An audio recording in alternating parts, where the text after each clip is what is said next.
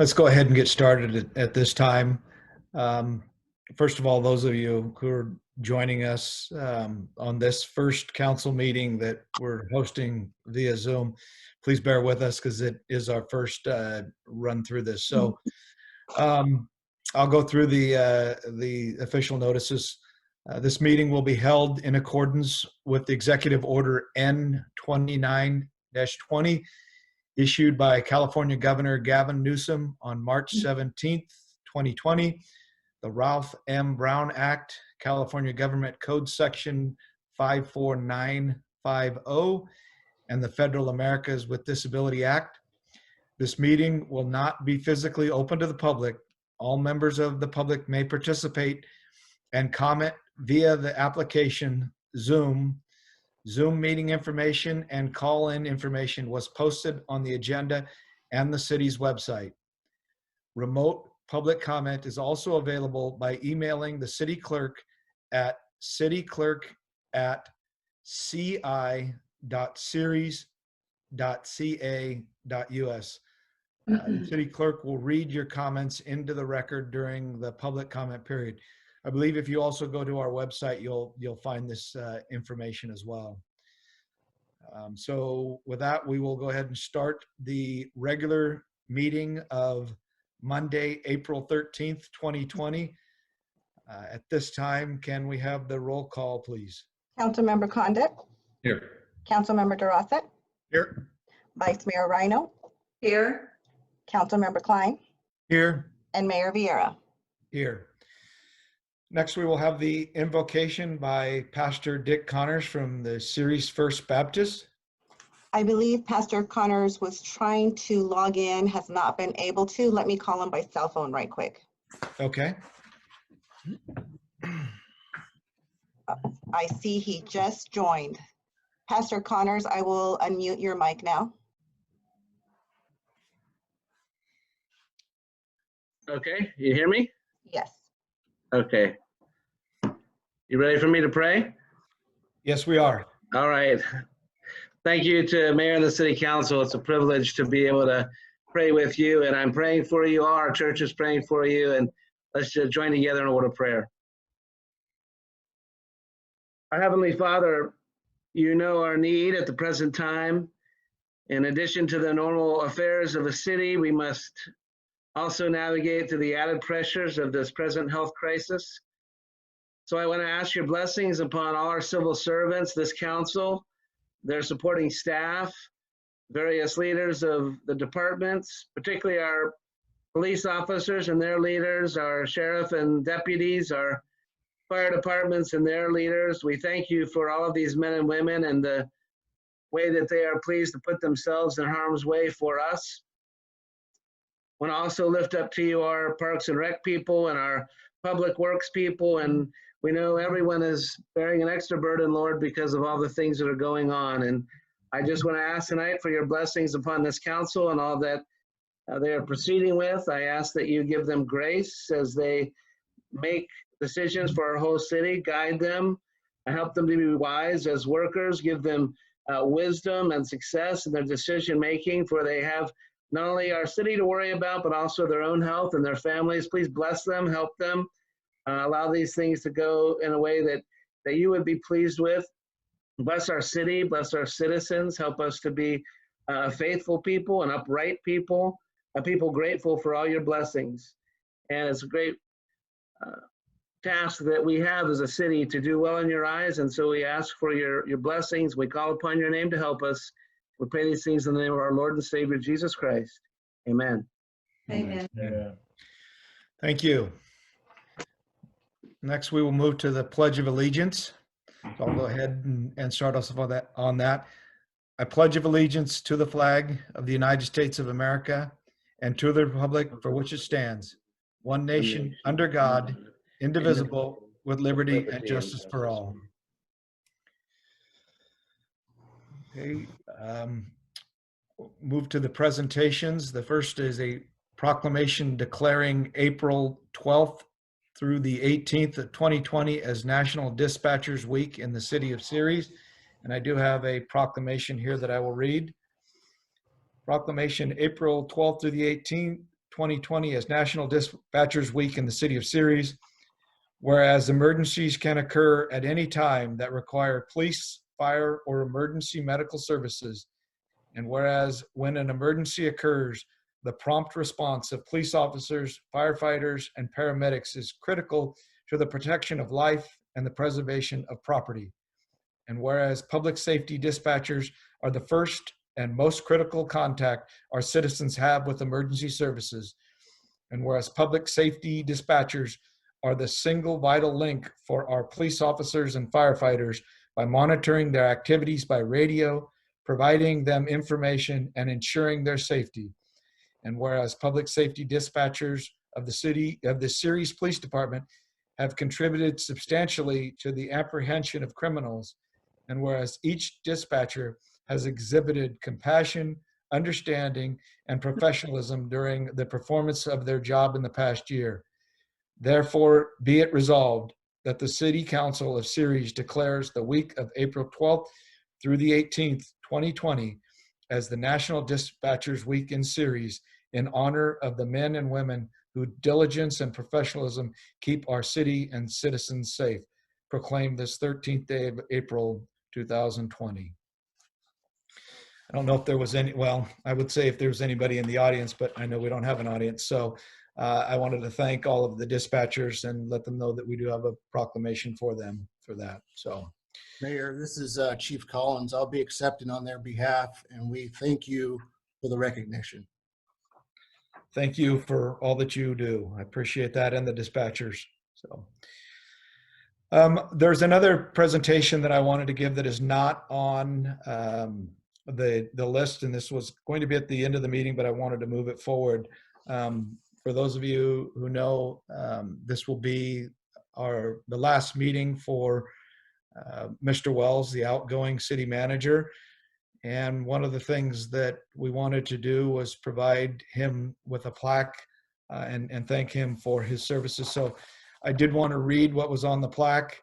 The City of Ceres, together we achieve in heartfelt appreciation to Toby Wells for dedicated service as city manager, April 2014 to April 2020. He was director of engineering services and city engineer from August of 2011 to April of 2014, and is presented this 13th day of April 2020. City of Ceres, California. Again, Ceres City Council, together we achieve. I wanted to take this time to thank Mr. Wells for his years of service to the city. I think there's a lot that we can look back on that he helped get accomplished in the city. And I personally wanted to thank him for that and wanted to wish him the best of luck in his new role at the city of Turlock.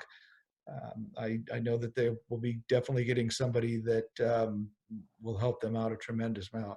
So I wanted to thank you, Mr. Wells, and let you know that I appreciate all the dedication and hard work that you put in over the years. Thank you, Mayor. It's been my privilege to serve here at the City of Ceres for 10 years. It's hard to believe that 10 years ago, I was in the council chambers with a contract to being approved to be a consultant. And 10 years later, almost to the day, walking out very proud of the team here in Ceres. And the last 6 years have been challenging, of course, but thanking the council for trusting that I could carry on the great traditions here at Ceres, and I'm proud of all that we've accomplished. Council and all the incredible staff that we have. So it has been my honor and privilege to serve the city, and I'm very proud of what we've accomplished, and very excited to be able to hand off, pass the baton, shall we say, and we'll definitely watch the continued success of the city that I'm very excited to see what the future holds. So again, thank you so much. Much appreciated. Thank you. Before we move on, is there any other council members that would like to comment? I want to offer that opportunity. Hey, Toby, can you hear me? Toby? Yep, sure can. Sorry, I was muted. Just checking. Hey, I just want to give you a big thumbs up. And I know we have one of these things on the agenda and what you helped bring to the City of Ceres in regards to the dollars that have been well needed. you know, you're going to do some great things over there. You know, again, I was one of those guys that when you first came on board, I wasn't really thinking that you would do this, and you did it. You did a great job. So I appreciate it. Thank you so much. Okay. We will move on to citizen. my hand Mayor. I'm sorry. I'm sorry. Councilmember Klein. You know, Mr. Wells, I'd like to thank you for what you've done for the city of Ceres. I know that it's been a lot of trying times, but to reiterate what Councilman DeRosa said, you know, you helped bring something into the city that was new to everybody. And we have been the model for a few other cities and how they got started. You've done some tremendous things for this city, and I wish you all the luck in the city of Turlock.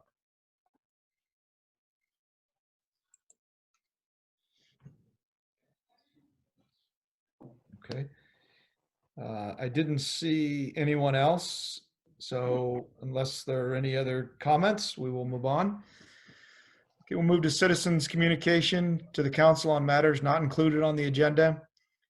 As always has been the case, while the city council welcomes and encourages participation in city council meetings, adopted rules allow no more than 5 minutes for expression of non-agenda items.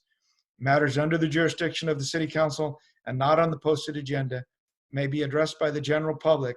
However, California law prohibits the city council from taking action on any matter which is not on the posted agenda unless it is determined to be an emergency by the city council.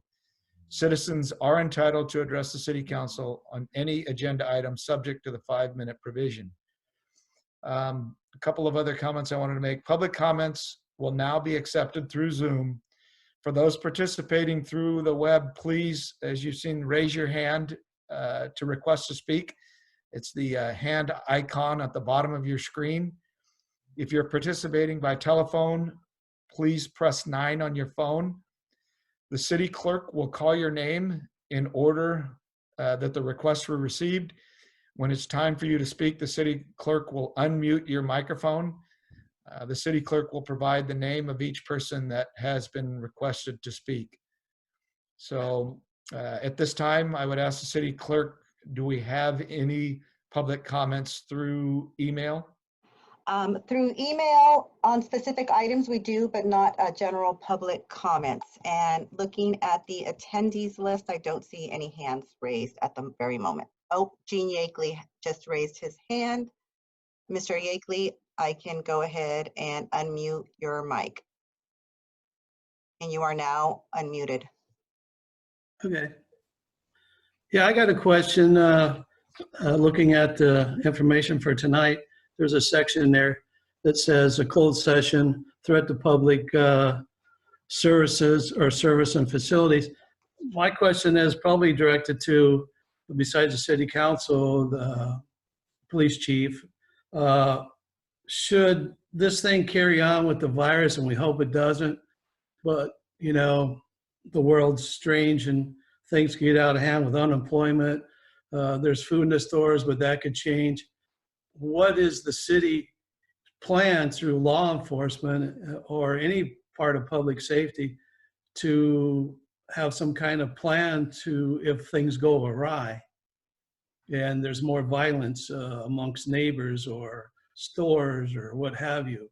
Are we going to bring in more people or, you know, law enforcement to handle a situation like it? Do they have a plan? That's what I'm asking.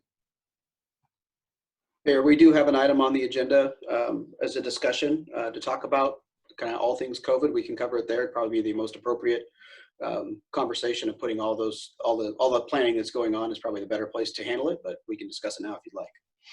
Yeah. Well, I'd just like to know if they do have a plan, you know, for, you know, violence and stuff that could carry on should this virus thing go crazy with people not working. And you know, you got children or people that have children with, you know, they might need food. Some people are unemployed.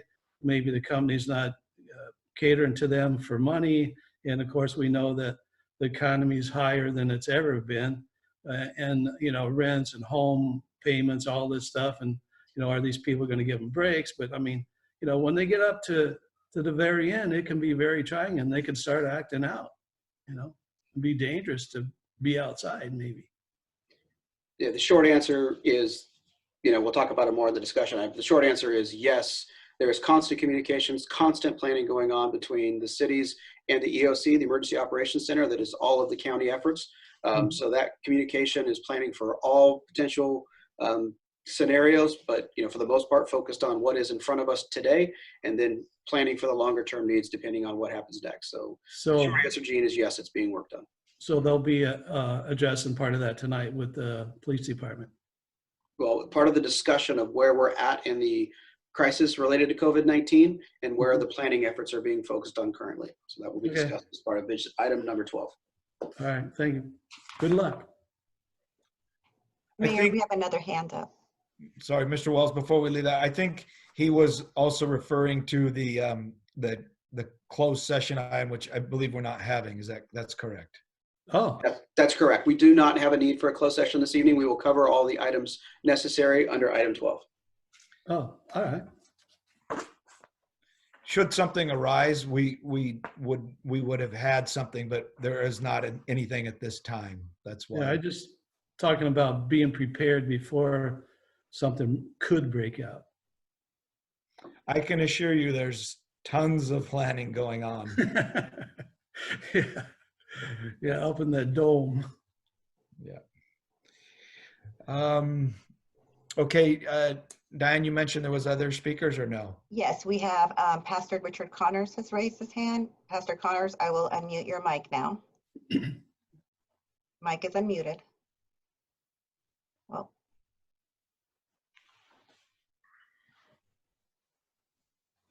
Can you hear me now?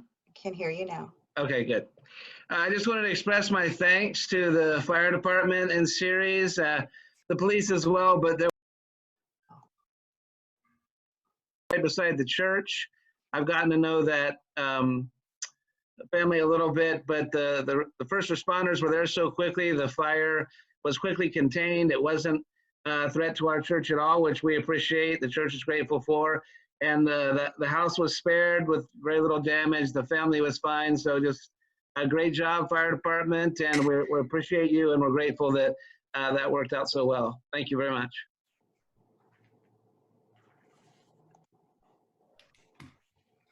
Thank you. We have one more hand that was just raised. John, I believe it's John Warren. It just says John. I will unmute your mic now.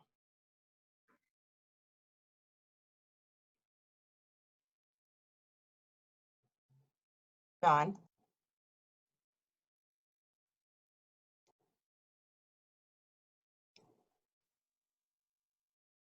John.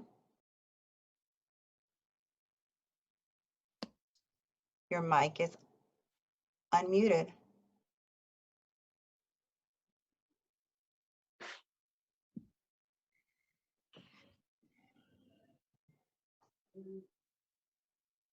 We're not getting a response. Okay. Do you want to give him a minute more, or do we want to move on?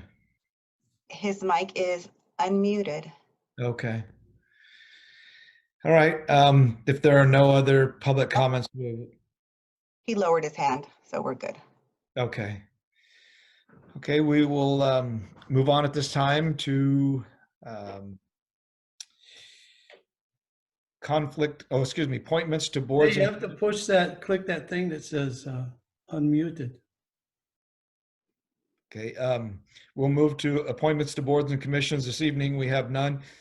So conflict of interest declaration. Is there anyone on the council that would like to declare a conflict of interest on any of the 9 consent calendar items, 1 public hearing item, or 1 new business item? Okay, I would like to declare a conflict of interest on item number 10. I own property within 500 feet of that. So I will be abstaining from that item. I would also at that time, or this time, like to make a request to move item 11 ahead of item 10, being the last thing. So I'll go through the entire meeting, and then I would excuse myself and leave the meeting and let the last item be heard by the vice mayor and the rest of the council. Well, would you also move 12 because that's the COVID-19? Yes, I would also move 12. Yes. Okay. So, Tom, do we need a motion for that? You just need council consensus. Okay.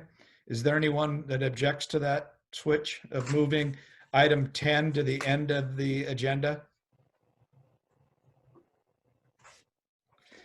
Okay, hearing none, we'll assume that that's okay. So with that, we will move on to the consent calendar. All matters listed on the consent calendar are considered routine in nature and will be enacted by a single motion unless otherwise requested by an individual council member or the public for special consideration. Otherwise, recommendation of staff will be accepted and acted upon by roll call vote. At this time, is there anyone on the council that would like one of the 9 consent calendar items pulled for further discussion? I would like number 9. Okay. Anyone else? I raised my hand. Okay. Which Item 7. Okay. All right. Is there anyone in the attendees or the audience that would like a consent calendar item pulled for further discussion other than item 7 or 9? If so, just please raise your hand and I'll have the city clerk call on you. I have Gene Yakely who raised his hand. Gene, I will unmute your mic now. You are now unmuted.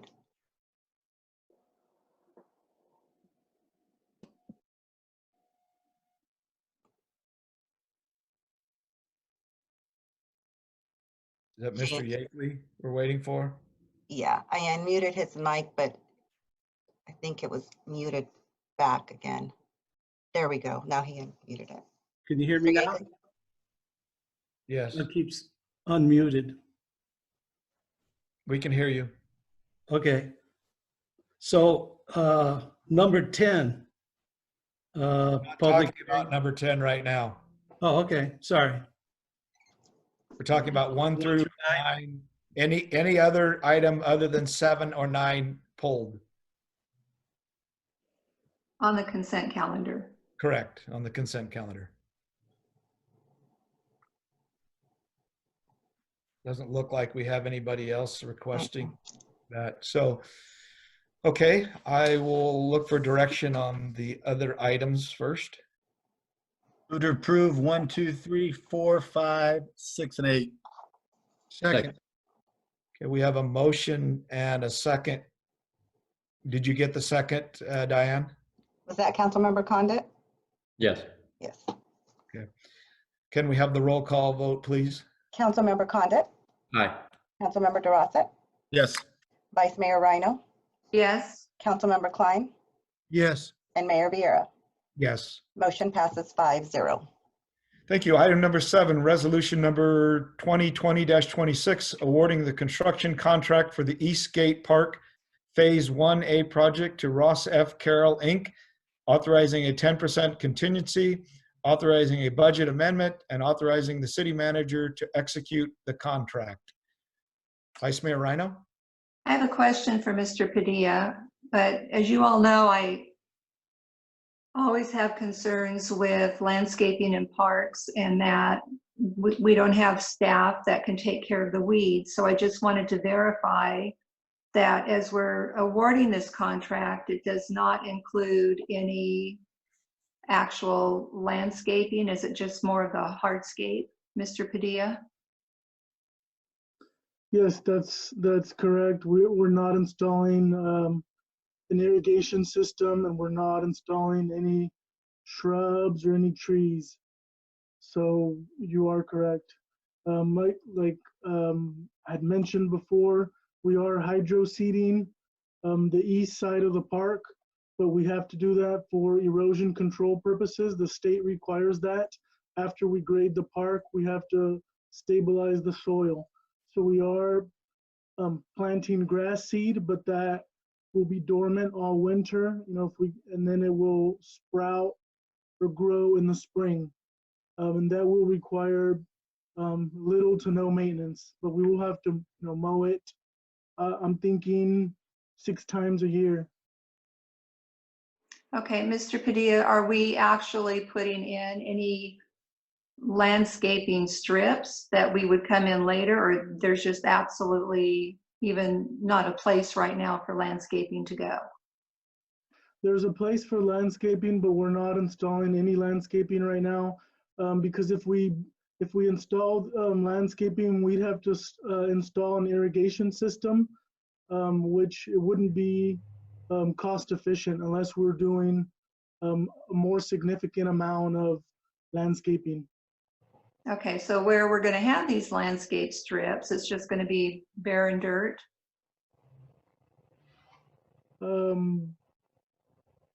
In some areas we're putting in decomposed granite, and we are putting, in the playgrounds, engineered wood fiber, and then we can do a mulch. I think we're doing a mulch or hydro seeding, which Okay. is, yeah. All right, thank you. Mhm. Are there any other questions? If not, I'll look for direction on that item. Move to adopt resolution number 2026. Second. Okay, we have a motion and a second. Can we have the roll call vote, please? Councilmember Condit, Aye.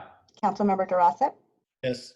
Vice Mayor Rhino, Yes. Councilmember Klein, Yes. and Mayor Vieira. Yes. Motion passes 5-0. Item number 9, resolution number 2020-28, approving the fiscal year 2020-2021 project list to be funded with Senate Bill SB 1, quote, the Road Repair and Accountability Act of 2017. Councilmember Klein? Well, the reason I pulled this is after talking to Mr. Padilla, that project 1 on this list is at Pine and Park Improvements. What it is, it's another roundabout that's right there on the Pine Street overpass and El Camino, which is currently a 4-way stop right there adjacent to Sam's, right there by Sam's Cafe, if everybody knows where Sam's Cafe is, which is currently a 4-way stop. I just wanted everybody to be aware of that's what that is for, and what it is putting an additional roundabout in there. Okay. Any other comments on that? Mayor, I Toby. did get one comment through email before you guys. Toby, make- can you hear me? Yes. How is the roundabout going over there by the Punjabi market? I think it works well. Working very well. And that's going to be similar to what we have at the beginning of Pine Street by Sam's? Well, it's at Pine Street and El Camino. So as you come down the overpass, that's the location of where that would be. And it Right. would be, this one's a lot simpler than by Punjab Plaza, because that was a very difficult intersection to put because of all the different entrances. This one's a relatively straightforward, and it is funded by CMAQ. So Congestion Mitigation Air Quality was the primary funding source, and we're using SB1 as a matching fund to finish the construction of the project. That's what we're allocating tonight. Cool. Diane, did you say you had a comment from someone? Yes, I received an email from Dave Pratt entitled Road Repair. On this item, the section of Mitchell Road between the bridge and Hatch is deteriorating, needs repair. Okay, I think that's more of a general comment. I don't think it relates to this project, or maybe it does. It doesn't relate to this project, but Mr. Padilla has that information, and they will take a look to see if there's appropriate action necessary. Okay. Are there any other comments from the council? If not, I'll look for direction on this item. Move to adopt resolution 2020-28. Second. Okay, we have a motion and a second. Can we have the roll call vote, please? Councilmember Condit, Aye. Councilmember Durasett, Yes. Vice Mayor Rhino, Yes. Councilmember Klein, Yes. and Mayor Vieira. Yes. Motion passes 5-0. Okay, we have no unfinished business. And since we've moved the public hearing to the end, we will move to new business. Item number 11, resolution number 2020-29, approving an employment agreement with Tom Westbrook for the position of city manager. Thank you, Mayor and Council. At the council meeting on March 23rd, 2020, the council decided Tom Westbrook would be the next city manager, and you directed the mayor to negotiate an employment agreement with him. Terms have been reached and other conditions of employment, and that proposed agreement is attached here too as Exhibit A to the resolution. Under the terms of the agreement, with Mr. Westbrook's annual base salary will be $155,700. He will also continue to perform the duties of his prior role as the Director of Community Development until a replacement is hired, and that's anticipated to be approximately 6 months. Fiscal impacts, the position is obviously already included in the current budget, so there are no fiscal impacts associated with the appointment. You can choose to approve it as is or make any modifications as you deem appropriate at this time. I'm here to answer any questions that you may have. Okay.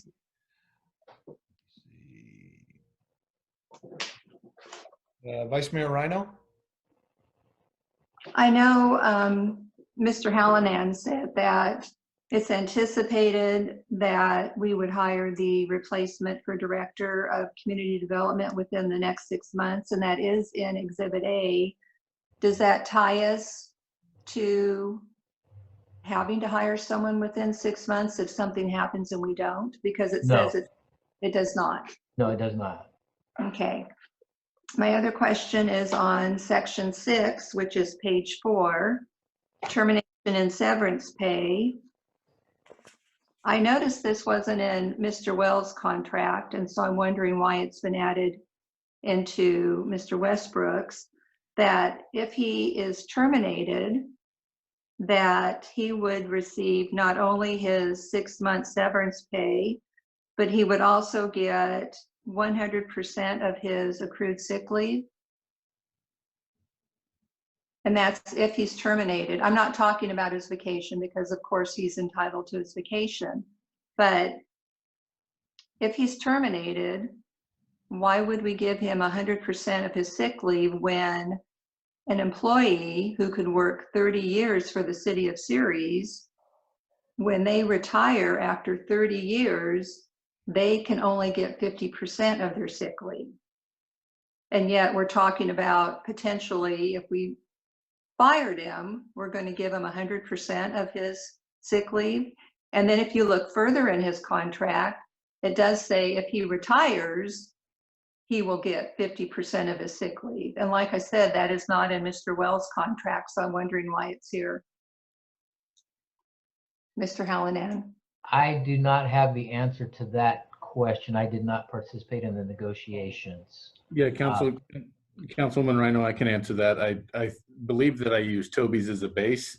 So I didn't add that in there, but it's easy to delete. So I'm more than happy to strike that language. Because I looked at it and I didn't see it in Mr. Wells, but it also, to me, it should go back to what the verbiage is in Mr. Wells, and I have it right here, that it basically says, in the event the employee is terminated, you know, it goes yada, yada, yada, then it says a lump sum cash payment equal to 6 months annual aggregate salary calculated at the rate of pay in effect upon termination. And then it goes on to say that aggregate salary is defined as the regular gross monthly salary less mandatory withholdings for state and federal income tax, Social Security, and state disability. Because the way it's written, now you would get, besides all of your, like I said, all of the vacation, you would also get sick leave and your admit time, which should not be part of a termination agreement, I believe. Yeah, that's perfectly acceptable to me. We can strike both of those. Okay. And those are the only questions I had on that. Mr. Mayor, I just had just a brief comment. Okay. I just wanted to reflect for the record that I was supportive of a year contract that would be effective from today until next year for Mr. Westbrook. And that way it would allow the new council and our new mayor to decide whether they wanted to move forward in that direction with Mr. Westbrook as opposed to a review panel hearing. But with that being said, I welcome Mr. Westbrook. I look forward to working with you. I've enjoyed working with you in the past, and I believe you will be very successful as our next city manager. Thank you. Are there any other comments from the council? I don't see any hands. So at this time, I'll open it up for the public. Is there anyone in the audience that would like to comment on this item? Mayor, we have 2 comments. Dave Pratt has raised his hand and I received 1 comment via email. I'll start with Dave Pratt first and I will unmute his mic. Mr. Pratt, you should be unmuted now. Oh. I'm not sure if he meant to raise his hand because it's just lowered. Okay. So let me read the comment that we did receive via email, if that's fine with the council. Yes. Email is from John Warren. His comment is, the closed session item for the March 23rd meeting did not indicate it was for the hiring of a new city manager. The item just said city manager and not what it was regarding. For some reason, the closed session agenda posting was 1 minute after the regular meeting posting. Who would have thought of a change 1 minute later and got it typed up for posting? I believe Mr. Westbrook should be allowed to work in his interim capacity with adjustment to salary for a period of time before being hired to replace our outgoing city manager. Perhaps until after the first of the upcoming year, 2021, when things will hopefully be more stable and there will be a new mixture of council members and a new mayor. At that time, both his current position and the city manager position could be adjusted going forward with specific contracts rather than being open-ended. This is a very important city position. He is like everyone's boss, parens supervisor. The position should be filled with members of the community allowed to speak in person at an open meeting. Transparency is a must when filling a position as important as Mr. Westbrook. As is, Mr. Westbrook might well be the correct fit for the position, but the general public should be involved in the selection process. Okay, thank you. I mean, I can briefly comment. I don't think there was anything that was done that wasn't transparent, at least not to my knowledge. Mr. Walls, I didn't know if you want to comment on that.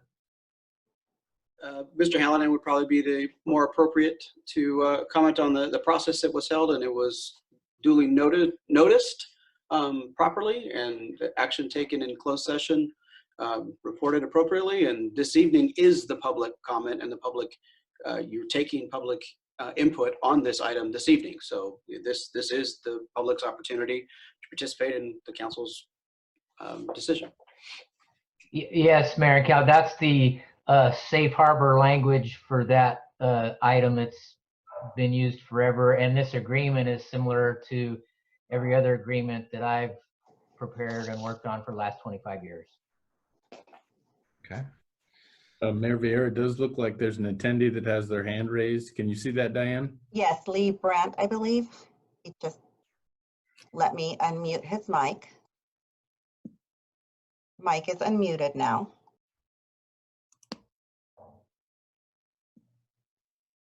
Yeah, I'd just like to say congratulations, Tom. Well deserved. Thank you.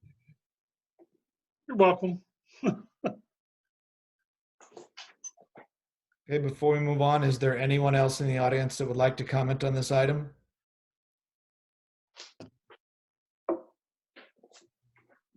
Okay, with that, I'll bring it back to the council for further discussion or direction.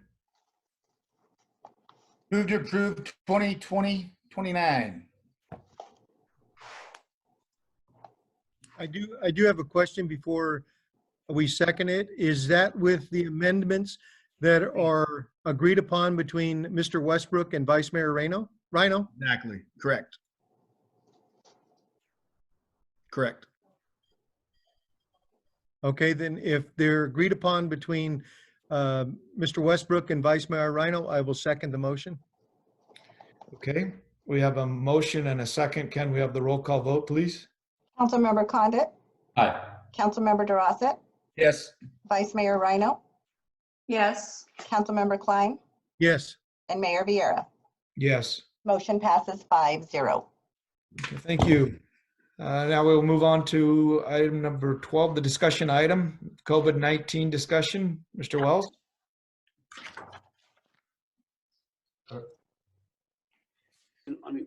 Sorry about that. Yeah. Thank you, Mayor, members of City Council. It is my pleasure to present an update on COVID-19 and the status here in Stanislaus County. So as we all know, we're dealing with a pandemic that's something this nation hasn't seen in over 100 years, that is affecting every aspect of our lives. And it is challenging, difficult in aspects that I don't think any of us had ever expected to be faced with. But here we are, 3 weeks into a stay-at-home order issued by the governor, followed up with orders from the president, and then also a local public health officer's kind of restatement of the stay-at-home order to tighten up some things here locally in Stanislaus County. So for the most part, our community, it appears to has embraced this. We have seen not a lot of pushback from the order that has been issued, and we're seeing compliance for the most part across the board. There's one-off situations here and there, but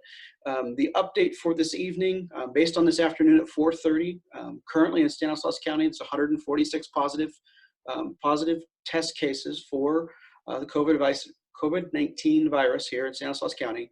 Now, take that with a grain of salt and recognize that there is a lot more than that within our community. These are just somebody who has actually been through the process of being tested and it came back positive. At the same time, 2,540 negative tests. And so for the most part, due to some lack of testing and available testing on a statewide basis and some challenges across the nation, that's not reflective of everybody who's wanted to be tested. It's reflective of somebody who is needing to be tested and meets the criteria for testing here in Stanislaus County. So 146 is relatively low, but we recognize that there are a lot of folks who don't meet all of the criteria and are being sent home in quarantine or other aspects to recover on their own and will likely never be tested, but most likely were infected with the coronavirus. To date, there have been 2 deaths in Stanislaus County. Those were both recorded, one over the weekend and one at the end of last week. 77 cases have recovered, and that definition was recently added. So about half of the cases have already recovered. To date, in Stanislaus County, we are looking at that total number broken down. For the city of Ceres, we have 18 cases that are in the city of Ceres. And that number is spread across the county, and anyone can get this information on stanemergency.com. It is posted and updated on a daily basis with the most recent information that is broken down by city. The information on modeling, and I'll speak about that in a second, is available as well. And they can continue to update this information with additional breakdowns as the numbers continue to change and providing better ways to communicate the information. For example, on the website, you'll see currently there are 37 people hospitalized. The hope is to break that down and then also to provide some additional information as this continues to move forward. So before I kind of step into some other items, any questions on any of the statistics?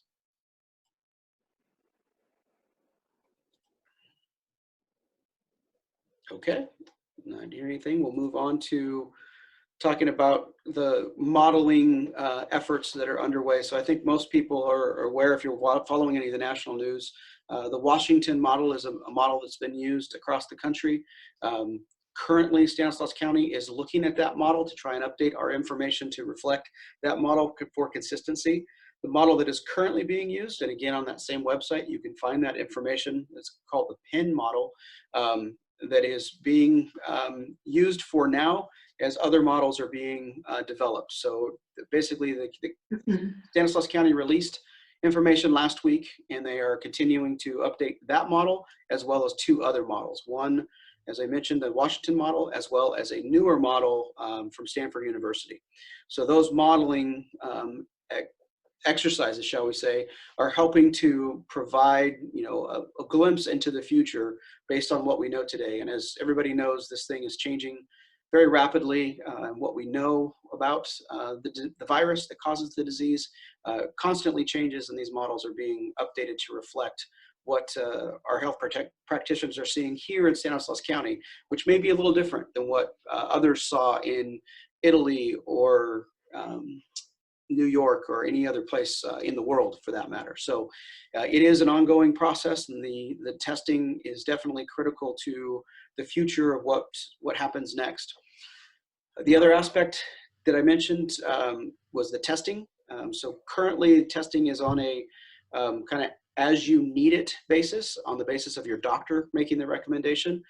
Stanislaus County is in negotiations with a provider that would be able to have drive-through testing access. That is hoping to be up and running next week. That would provide for the ability for anybody to drive up and be tested for COVID-19. So that is something that's been in the works for a while and hopefully will be ready next week. One of the key aspects of getting a control on this virus is contact tracing. So anybody who comes back tested positive, they are interviewing that person and then investigating every person that they've come in contact to see if they can trace back to where they picked up the virus. Was it a family spread? Was it community spread? All of those factors are being contemplated. And every case is being investigated. So that, as you may suspect, as that number grows, 146 cases, that contact tracing becomes a pretty onerous process. And so the Stanislaus County is working to increase their capacity to continue to do contact tracing, which helps in the overall determination of how much the virus is spreading within the community. So that is a key aspect to remember.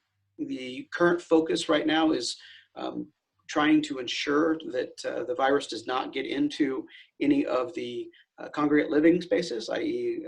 skilled nursing facility or assisted living facilities. Those have seen devastating impacts across the world. And so that is a focused effort, is to ensure that those facilities are taking all the precautions necessary to avoid that potential impact. As mentioned, the law branch of the EOC, so the Emergency Operations Center, is continuing to work on the security aspects, and we are constantly, as mentioned earlier, planning for the what-if scenarios of what happens. As it stands currently under the governor's order and the local public health officer's order, it is still being pursued on the enforcement from a pressure standpoint, i.e. community pressure, social pressure of encouraging people to do the right thing. And as I mentioned, for the most part, that is working quite well. And we see very little resistance when we do make contact. So I know there was a question asked about if people see gatherings, would the law enforcement respond? Well, yes is the answer. However, recognize that is a lower priority call for the most part.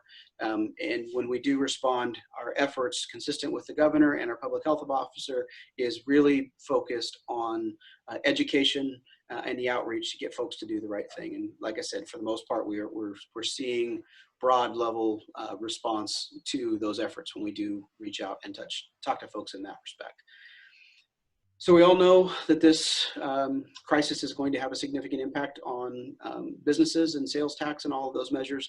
We've been starting the process that just rolled out this week of through the partners with Stanislaus County to provide the business liaison unit. And so they begin taking applications on a small business relief program that the county passed, $1 million that they've allocated. And they received over 65 applications just today.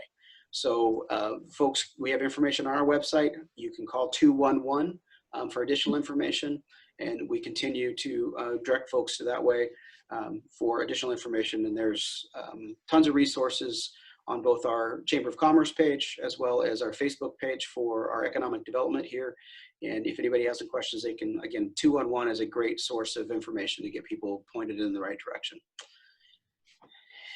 I've talked a lot. I'll take a break, see if there's any questions on any of that information. I do have a question, Mr. Wells. A question specifically for testing and specifically for law enforcement. Is there any priority for our men and women who are in public safety and who are on a regular basis interacting with the community to receive those tests? And is there a cost associated with them receiving those tests? Yeah, so there's a complete separate process for those folks in the public safety and first responders.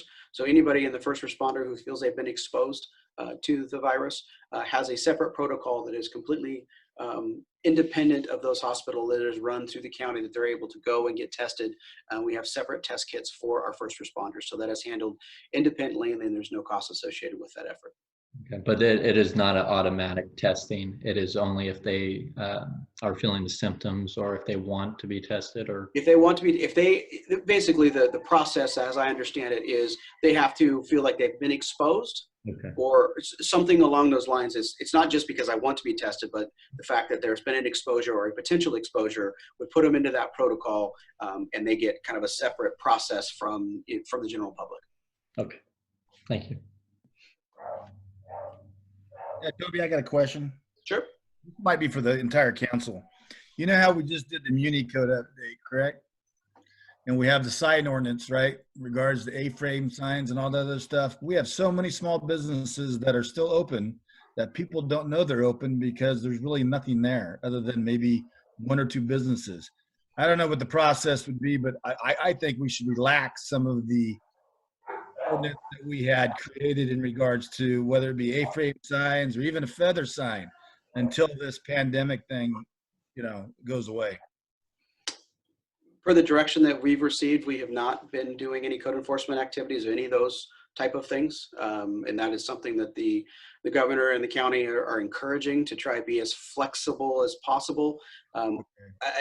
Tom, Callan, and I don't think we need to take any action, but to communicate the idea that we're flexible in these trying times. By the time we got something done, we may be in a different category. Would be the general rule of thumb that if businesses are wanting to go that route, generally the answer is it's a short-term situation. But Tom, do you have any other thoughts on that? No, I think with the philosophy that the city has right now, I think status quo is just what you want. That's my impression of the direction. All right. To preserve the flexibility, I guess is what I'm saying. Right. A lot of people, all my other cities, have a lot of things in place, but they're a little unforgiving. Okay. Thank you. All right. Any other questions? Well, I could agree with Councilmember DeRosset and to, try to make sure that PD and code enforcement knows that we are trying to be flexible on A-frame signs, different things like that, to, let our businesses know, especially when they're in a location that they might be the only one in the shopping center or strip mall that's open. And let them know that, there's takeout, things like that. So I can be in agreement with Councilmember DeRosset to make sure that code enforcement and PD knows, to be a little bit laxy on that, to help move this thing along. And as this pandemic winds down and we're feeling comfortable as a city, we can go back and inform those places of businesses that, within 30 days or whatever, that, those will be no longer acceptable. But I think we need to follow a little direction that Councilmember DeRosset is asking. At this point, Mayor, Council, if I could, you can also, if things change, you could present an urgency ordinance where you don't have to wait the 30 days or have the 2 readings. At this point, we don't think you need to. We think we can just go with the relaxed approach and communicate via both our social media channels, as well as, the direct interaction that we have. But if council wants to go to an urgency ordinance, obviously we could go that route. We're hoping, and this is the optimist side, we're hoping that we're not in this for the long term. But, again, we look for, if council wants to direct us in that manner, we definitely could. I'm sorry, Mayor, go ahead. I was just going to say, I think we're all in agreement that we would like to lax the requirements. So if we feel that an emergency ordinance is the best way to do that, then we can do it. If not, as long as the message gets out there to let them know while we're in this situation that we're relaxing sign requirements, then that's fine. But I'll leave that to you. Obviously, you've gotten the direction that we're looking to take. I apologize, Mayor and Council. What I meant to say was, if things change and you want to not be so lax, we could have an urgency ordinance to tighten things up even further. Oh, I see. Okay. But it didn't look like we're there. Okay. So what's the council's wish on signage? I know I'm the one who brought it up. I think the only way you make it fair is if you get the information out to the individuals that, yes, relax. Yes, there might be an emergency ordinance. Yes, when this thing goes away, we're going to tighten the screws back up and going to have no A-frame signs and all that other stuff. So they need to think about what they might need to purchase or what they might need to do to advertise their business. But I think if only a couple people hear it, then I don't think that's fair for those people that are really struggling right now. I mean, I drove downtown. I mean, it's a ghost town, and so with no signage out, but there's still places open. Okay. Mr. Wells, was there anything else you wanted to go over? The last thing I wanted to cover was, go ahead. Councilman Rhino, Vice Mayor Rhino had a comment. I have my hand up the way I'm supposed to in the mayor's. I was looking at the attendees list, sorry. Well, I think I've already noticed businesses that are putting out the signs that we normally would consider illegal.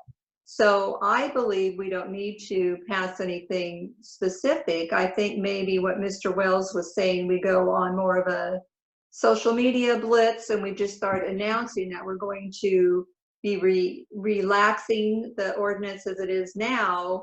But once we get back to normal, of course, we're going to go back to what our old standards were. But I don't see that we should pass any kind of an emergency ordinance. Just really get out and push on either social media or, maybe an insert if we don't have bills that go separate to commercial businesses, do we, Mr. Wells? It's all part of the same billing, and the window of timing is difficult.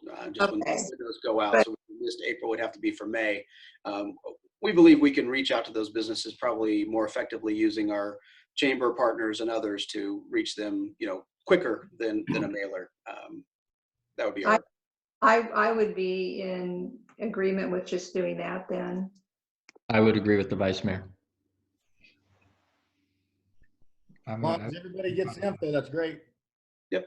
Everybody gets the same information and we'll reach out to them as quickly as we can. Okay. Is that it, Mr. Wells? So the last thing I wanted to mention is just as folks started to hear kind of over the weekend, and the governor is supposed to come out with some information tomorrow on, we'll call it an alliance that he has formed with the two other West Coast states, with Oregon and Washington, about if things continue on the current good pace of what it would look like to reopen. So that was encouraging. That's pretty much the first we've heard of that conversation. And that really kind of started some conversations yesterday, and we hope that continued today. And we'll see what kind of announcement he makes, but it's optimistic at least. And I think most people are trying to find some hope in a dark day of getting tired of this stay-at-home order. But, everyone's got to continue to do their part. And if things continue on their trajectory that we're on today, hopefully the end is relatively soon, and I'll just leave it at that. But that was something that happened kind of at the end of the weekend that gives some room for optimism. Now, not to say that things couldn't turn worse and have a big infection rate or something change that could change that forecast, but what we're seeing today in the grand scheme of things, Stanislaus County and all of California for that matter are doing comparatively well if you look to our friends on the East Coast. So that's encouraging, and that's the message to our community. Keep it up, keep doing the right thing. But just know that hopefully that conversation continues to gain some traction here, and we get an end in sight, because obviously that's better for all of us. So just wanted to end on that piece of information. Okay, thank you, Mr. Wells. Also, I just wanted to provide a little bit of feedback as well. Since basically the beginning of the stay-at-home order, all of the mayors, the county and city managers have been on a daily conference call going over things that you couldn't even imagine that we're discussing. And I won't rehash what Mr. Wells said, but I just want to assure you that the county and the cities have worked very hard to make sure that there are additional beds and capacity should that be needed. Fortunately, so far that has not been needed, but we are planning or did plan for that to happen. I think Mr. Wells did talk about also the governor coming out with his Western States PAC.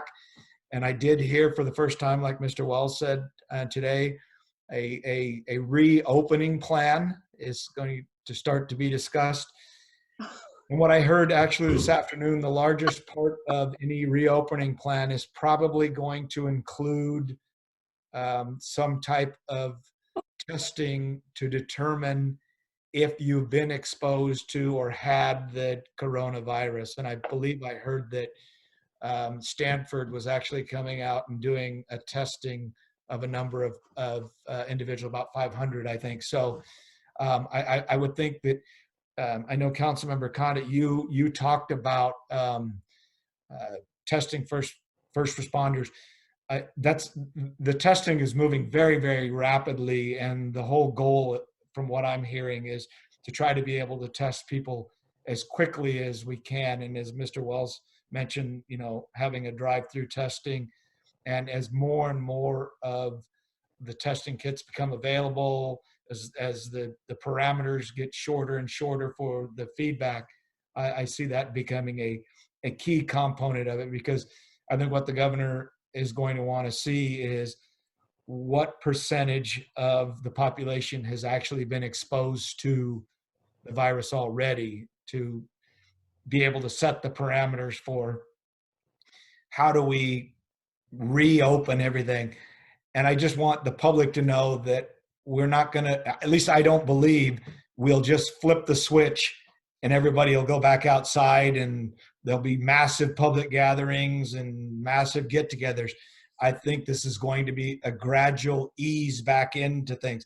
Again, I don't know, just the things that I'm hearing and the things that I'm seeing. I could see us starting small and taking baby steps as we begin to open this back up, because the biggest concern that I have, and I've shared this among the group, is we're not looking at one peak. We could be looking at multiple peaks when we open this back up, because there are some people that haven't been exposed to it. So when we turn back around and go into next season's flu season, we could see some cases go back up. So we just have to make sure that we get to a point to where we feel confident that we've exposed or been exposed to enough of it, to where we've handled some of the peaks early and we can deal with peaks moving forward. I think the best analogy I heard is we're not on one hump of a roller coaster. We're on a bunch of them. We're hoping that they successively get smaller and smaller. So, and I know that there was one comment, I think, I don't know if it was Mr. Warren or somebody or who asked about, or maybe Mr. Yakely, about what we would do if there was crime or theft or whatever. And I can assure you that on those calls, the sheriff is providing input and is coordinating with all of the police chiefs to make sure that anything that might arise will quickly and swiftly be dealt with it. Again, there's a lot of planning going on, and I want everybody to rest assured that the county and the cities are doing everything they can to prepare us to handle it. And hopefully it continues to stay the way it is and begin to decrease quickly. So with that, I don't know if there was anything else, Mr. Wells, you wanted. Otherwise, we'll move on. That's everything I had. You might open up to the public to see if the public had any questions or is there anything else we needed to address or communicate. There's obviously a lot on this whole thing, and want to make sure that we're providing the best information we can. Okay, at this time, is there anyone in the audience that had any questions? Do not see any hands raised. Okay. Oh, Lee Brandt just raised his hand. Lee, I will unmute your mic. Your mic Okay. is now unmuted.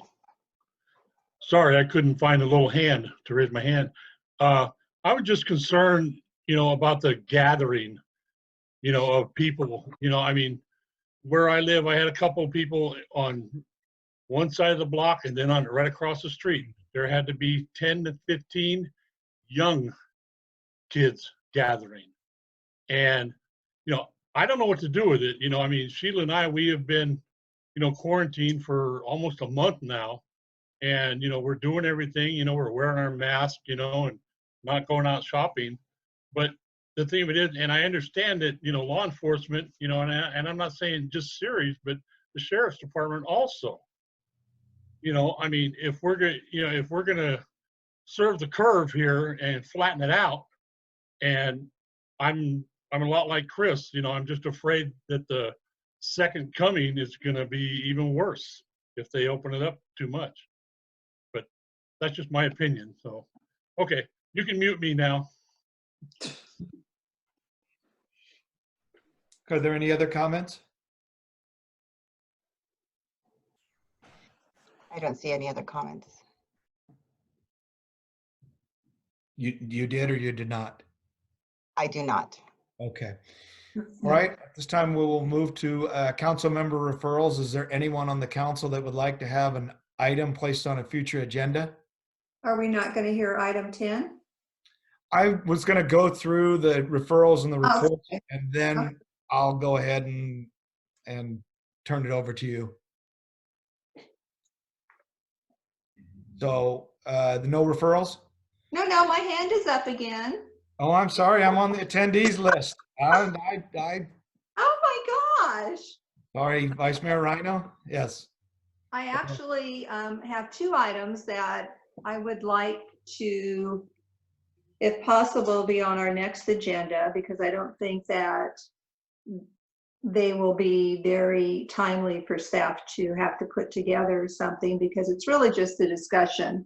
The first item, I'd like to discuss with the council if we want to suspend filling the vacancies that we currently have until we know what our budget is. I'd like that as one item.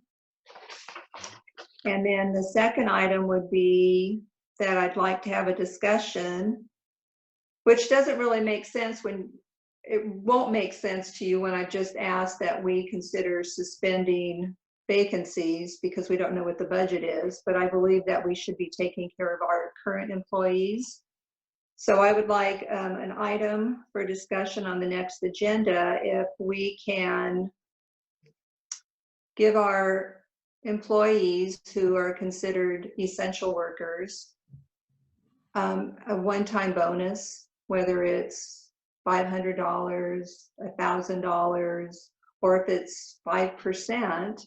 But I think that we need to do something to recognize the fact that all of these employees are coming to work, and whether they're in the office, they're on the street, wherever, but they're coming to work and they are still having to go home and potentially infecting their own families. And I'm sure that none of them believe that they would ever be considered, and it's so essential that they would have to put their lives and their families' lives on the line. So that's why I would like to have an agenda item for discussion at the next meeting to discuss that. And maybe, I don't think it would be really a lot of time for either the director, one of the accountants, or even a payroll clerk to tell us how much that could conceivably cost us if we elected to go that route. But I think we need to do something for our employees.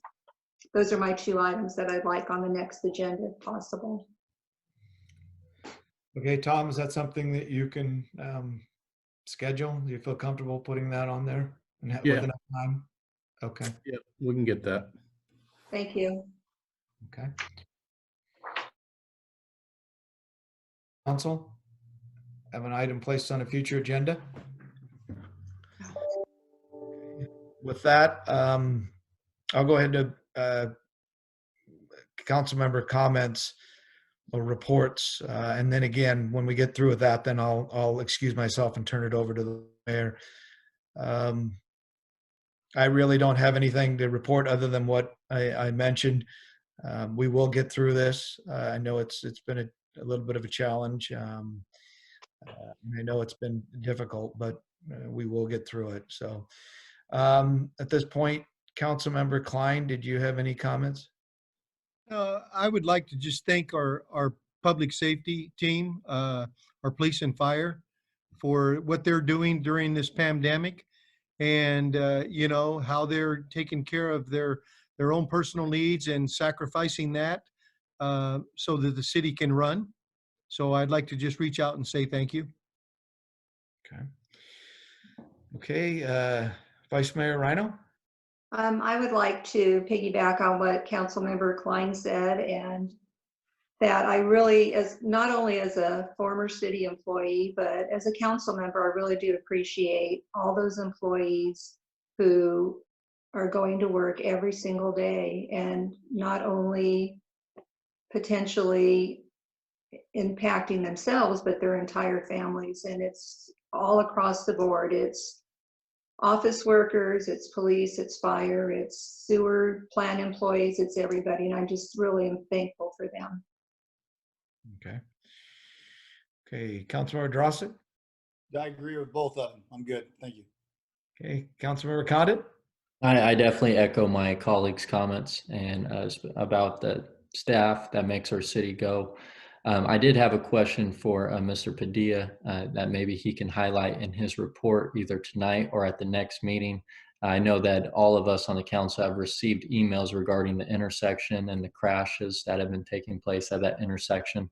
I was just wondering if Mr. Padilla can update us tonight, if there's been any progress or any movement in addressing that, or if this is too short notice, if he can prepare something for the next meeting. I can update you real quick if we're referring to the intersection of Central Avenue and Hackett. Yeah, that's correct. So, like we mentioned previously, we hired a consultant to do a systemic safety analysis report citywide, and we did get a preliminary list of, how do I want to put this, the most unsafe segments of roadways and intersections in the city. Mm-hmm. And that intersection was not on the list. Mm-hmm. I asked our consultant, Mott McDonald and Kittleson, who are experts in traffic planning, traffic engineering, and safety of pedestrians and bicyclists, to look at this intersection a little bit more closely. And it wasn't coming up as an unsafe intersection compared to other street segments and intersections in the city. And the areas that are more, that need to be looked at a little bit more, are Whitmore Avenue between Central and Mitchell, especially at the intersection of Whitmore and Moffett, Whitmore and Mitchell, and also all of Mitchell. And there's some intersections around Garrison and Fowler and Joy and Dale that were coming up as needing some attention more than this intersection. Okay. So I don't know if you have a follow-up question, Mr. Condit, or? No, I appreciate the update, Daniel. Thank you very much. Okay. Okay, with that, I think I will step out now, and I will turn it over to the Vice Mayor and just ask you to go through the item and then circle back around to the reports from the city staff, and I see Supervisor DeMartini's in the audience as well. So At this point, I will turn it over to Vice Mayor Rhino to conduct the rest of the meeting. Thank you. Mayor. Okay. Is he leaving? Okay. Item number 10 is a public hearing to consider introduction of ordinance number 2020-1060, an ordinance to enact the second amendment of the previously approved development agreement with Case Manufacturing and conduct an annual review for a manufacturing operation at 4111 Brewmaster. The site was approved to allow for cannabis operations in May of 2017. Mr. Wells, do you have a report? Thank you, Vice Mayor Rhino, members of City Council. This evening is the culmination of the last 3 years of Case Manufacturing. So back in 2017, I'm sure the council recalls, we embarked on a new endeavor and embraced the cannabis industry when really at the time no one else was even really ready to consider what the cannabis industry may do or impact or how it's going to work with any city for that matter in Stanislaus County or the state. So with the passage of proposition back in November of 2016, the council embarked on this process, and the first development agreement was approved by council in May of 2017. Its effective date was June 27th of 2017, and a 3-year term was put in place.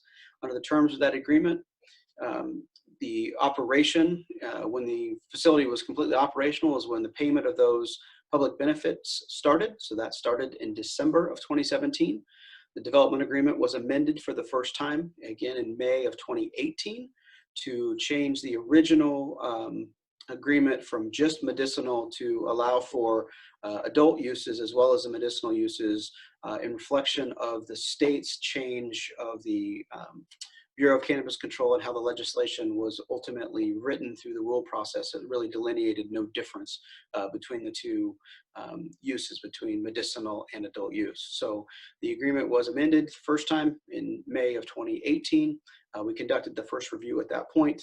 The second review was not conducted last year, and it's just a staff capacity issue. We're not able to complete that.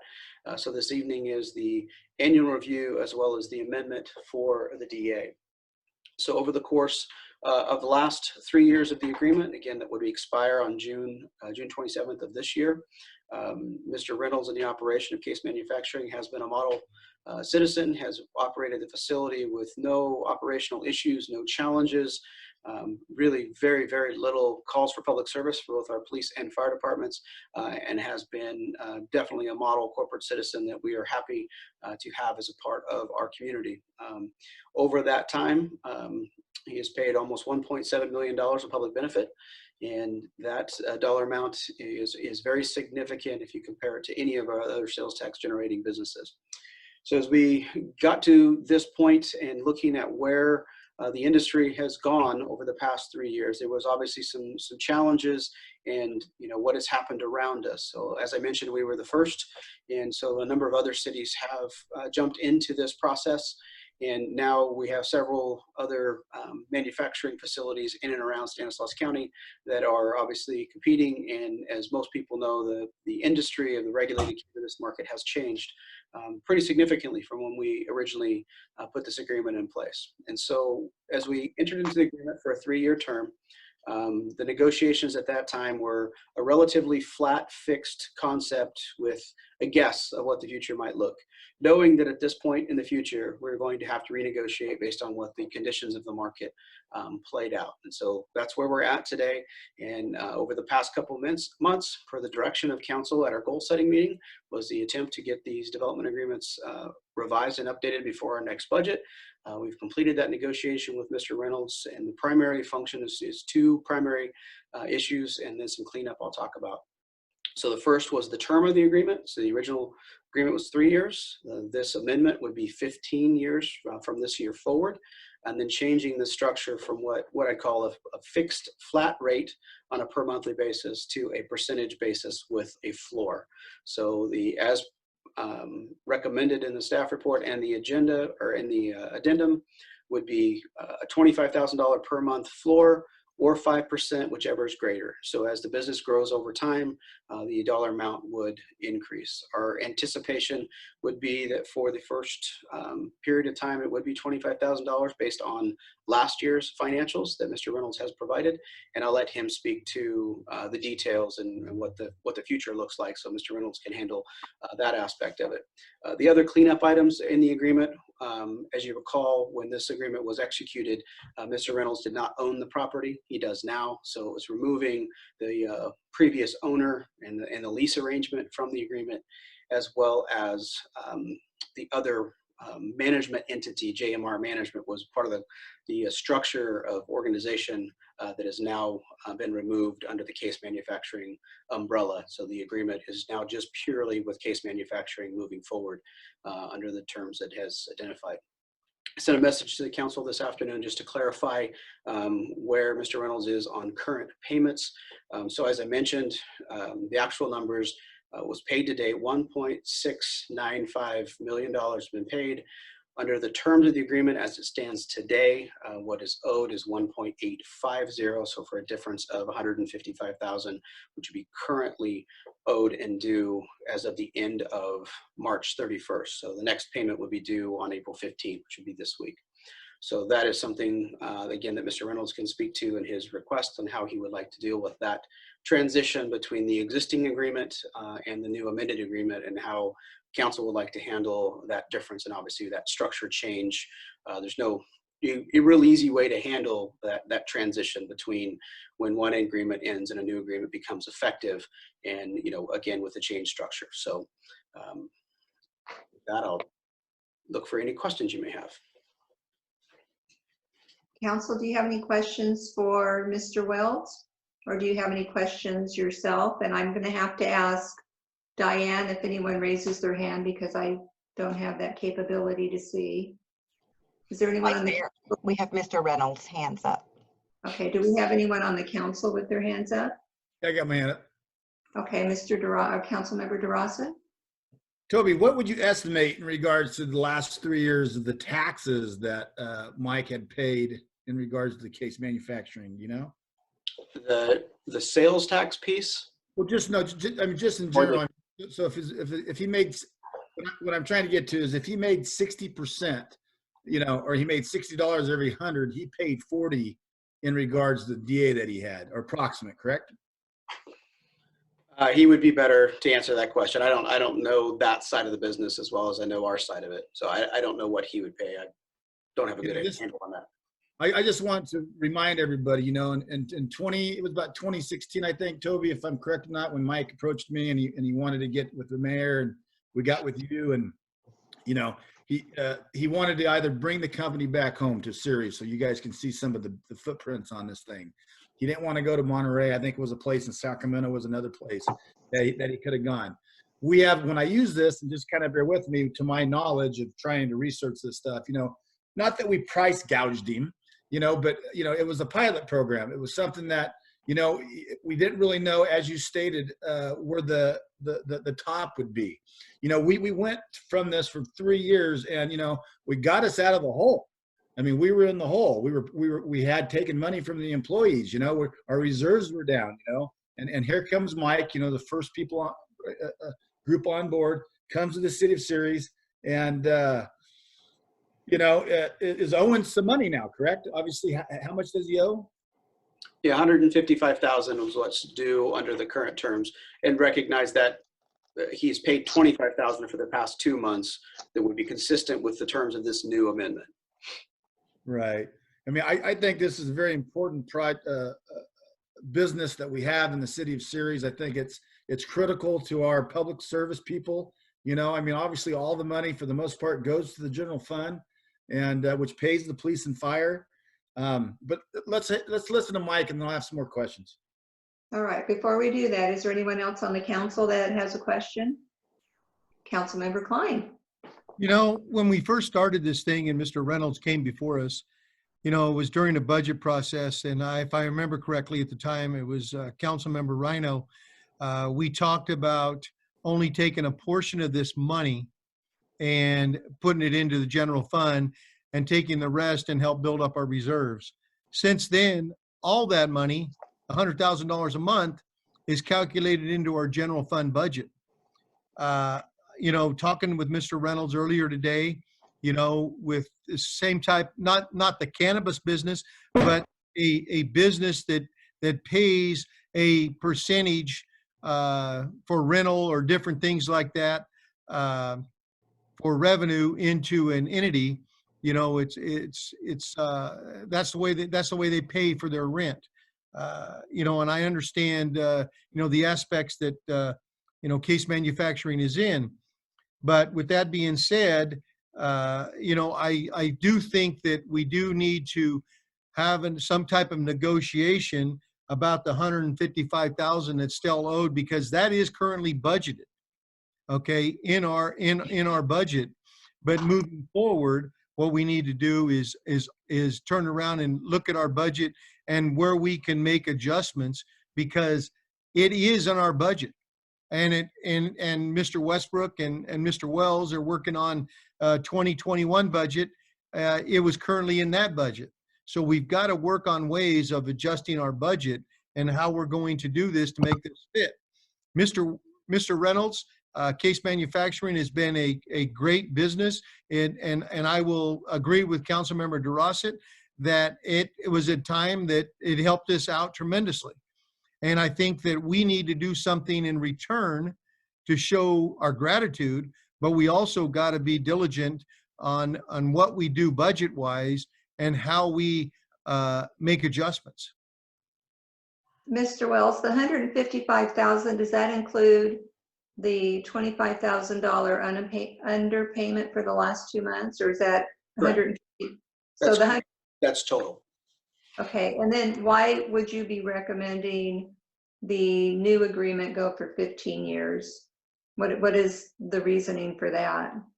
Really, just from a budget standpoint, that provides the sustainability long-term, and as a corporation, that provides the security that they have. They provides us both basically the connectivity to know that they can make additional investment in their property and know they've got a long-term agreement. So that's anytime you go to make business investments and you look at a lease arrangement or an arrangement that you only have 3 years, that is kind of at the bottom end of what your capitalization would be. Most people want to have a 5-year arrangement.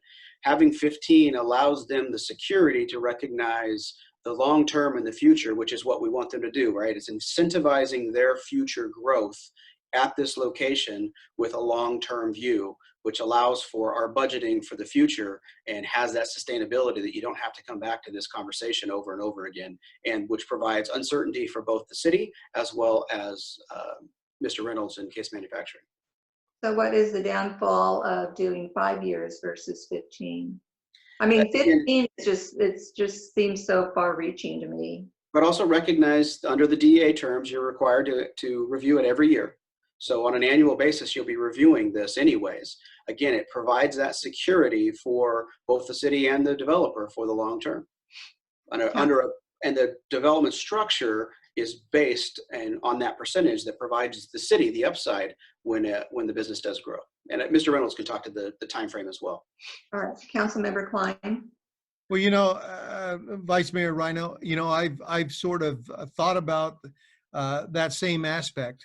But knowing what I know in the grocery business, when most grocery stores generally speaking, especially independents, do not own the property, they lease the property. So when they have a 5 to a 7 year lease, what happens is sometimes the grocery store business will look at other options to save on their lease and different things like that, and they'll look for different locations.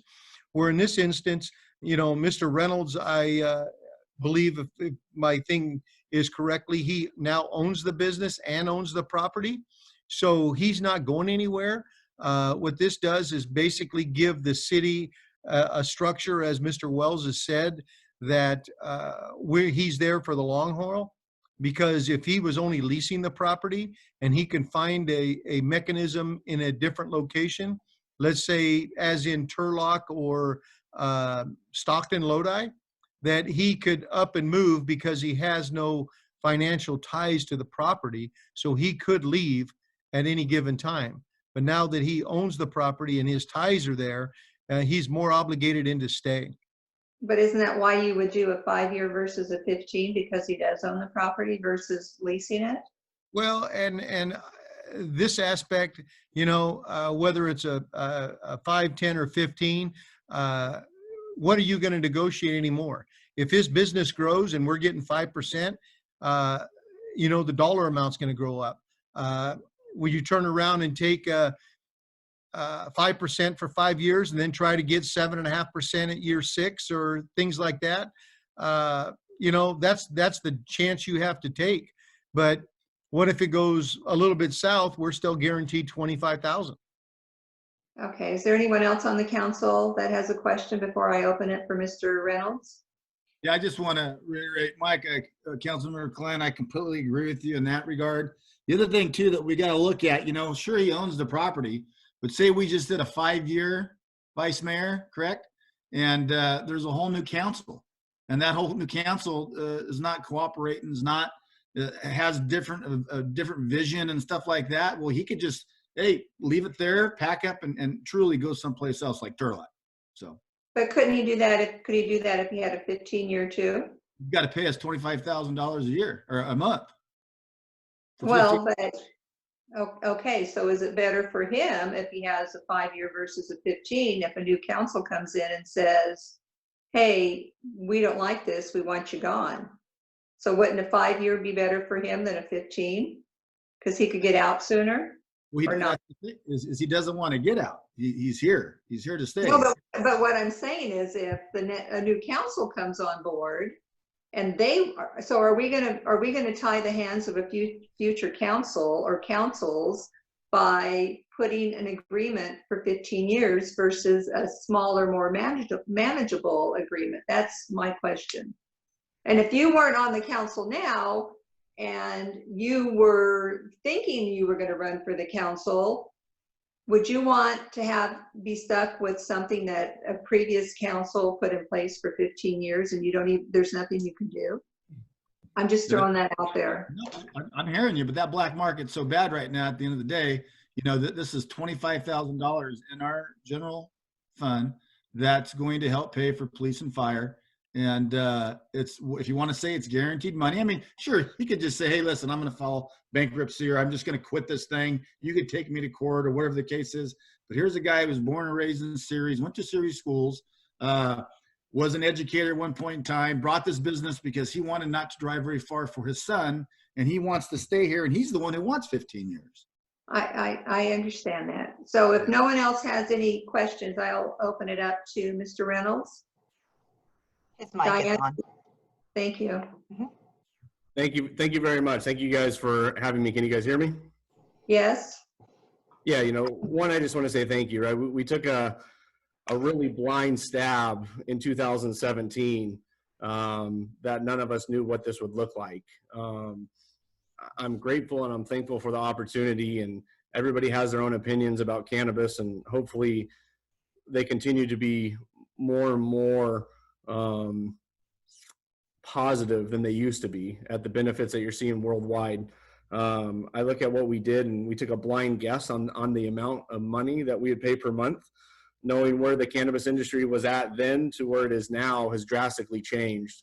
I think we definitely have one of the richest deals in the state of California when it comes to revenue and revenue sharing. And that's one thing I was always open about at the beginning. Like, I have no problem paying up to be home and for you guys to take a gamble, right? We're a small town of 48,000 and we took a gamble on cannabis. You look at what we've had over the last 2.5 years is 2 calls to service, all false alarms for a gas sensor. I think we've been incredibly transparent. One of the biggest requests for us is just renegotiating the price, because in all honesty, if we continued at the 100K, there would be no discussion on talking about future revenue, because I wouldn't be able to stay open. October, November, the cannabis market really took a crash from a financial sector, because you have a lot of bad actors and you have a lot of people that aren't playing by the rules. We have one of the nicest cannabis facilities in North America to date, because you guys took a gamble in 2017. I often hear many different cities talk about they wish they had what Ceres had. And I am proud and continue to be proud to be home, be here at home and produce and manufacture my son's medicine from the same city I was born and raised. I don't think things have been perfect, but I think we have been an incredible partner from the beginning. And if you remember at the beginning, it was a partnership. It was a pilot program. We didn't know, we took a stab.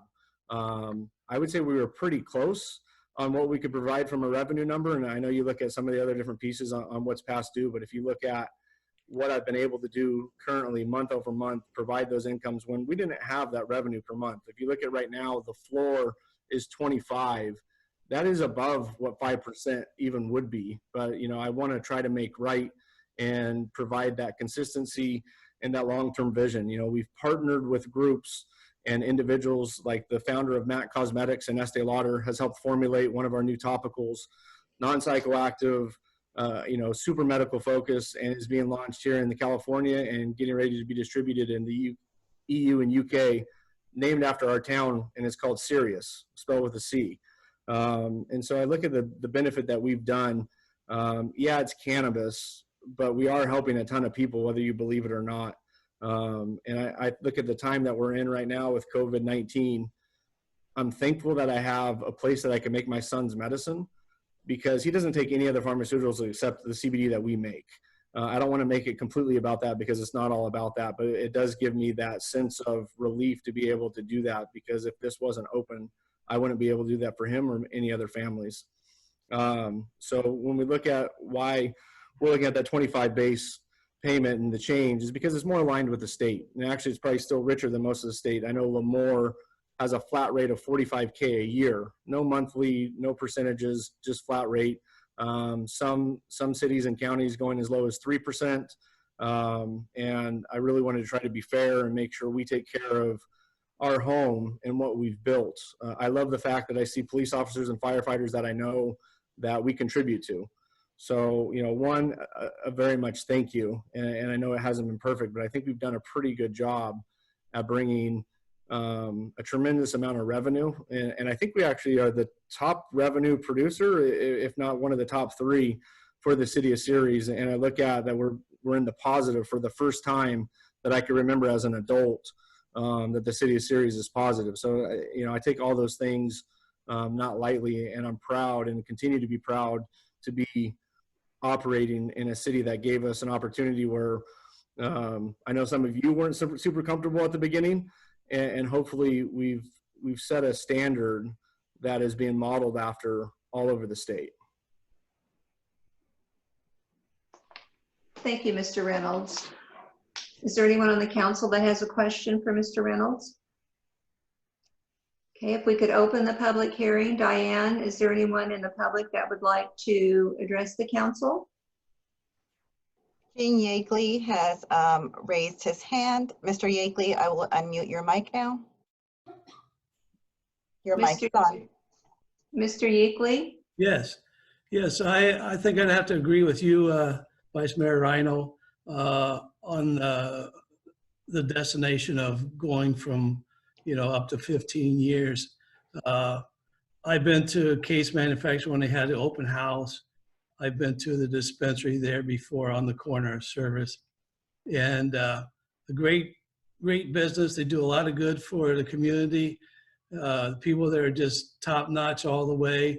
The facility's top notch all the way. But I think going to 15 years is a little bit too much, because everything that can change, our own lives, our own homes change and businesses change. I understand that. But to go to 10 or 15 years, I think that's a little bit too much. And I agree with you, Vice Mayor Rhino, that 5 years would be significant.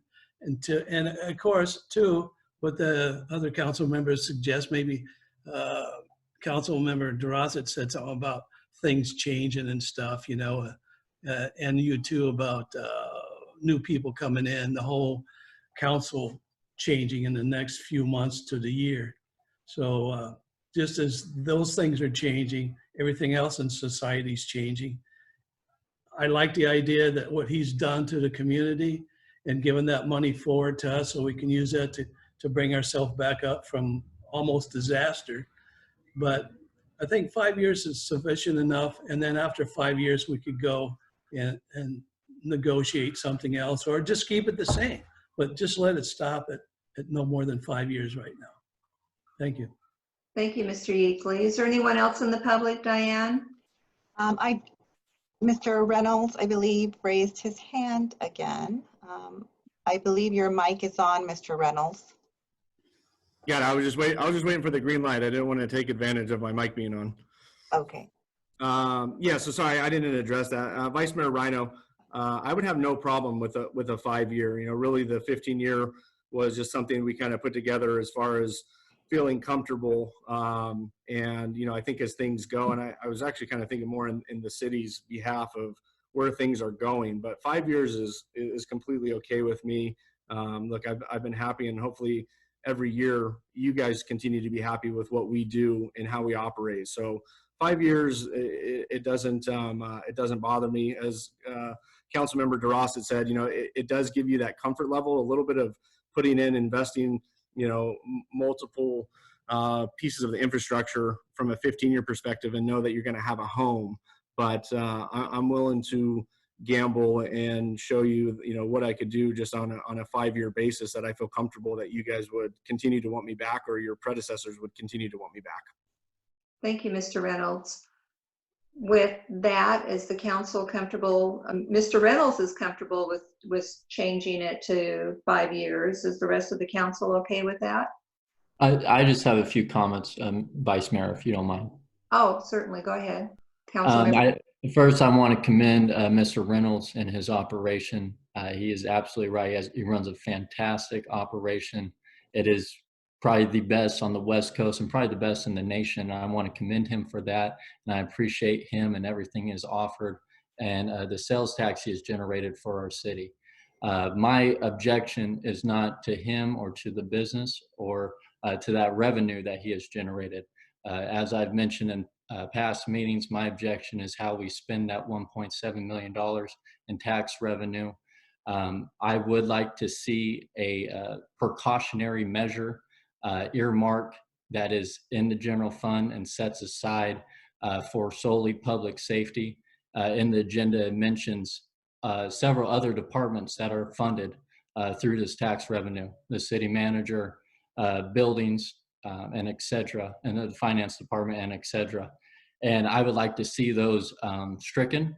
I would like to see it a percentage, a majority percentage, 70% of the sales tax revenue that Case Manufacturing generates for the city to be earmarked specifically in the general fund for public safety. If that is the case, I could support the 15-year measure if it was earmarked. But if it is not, of course, I will have to object this proposal tonight. And again, it is not in any way a negative on Mr. Reynolds or his operation. So I hope to have a second as in past meetings. Thank you. Okay, so.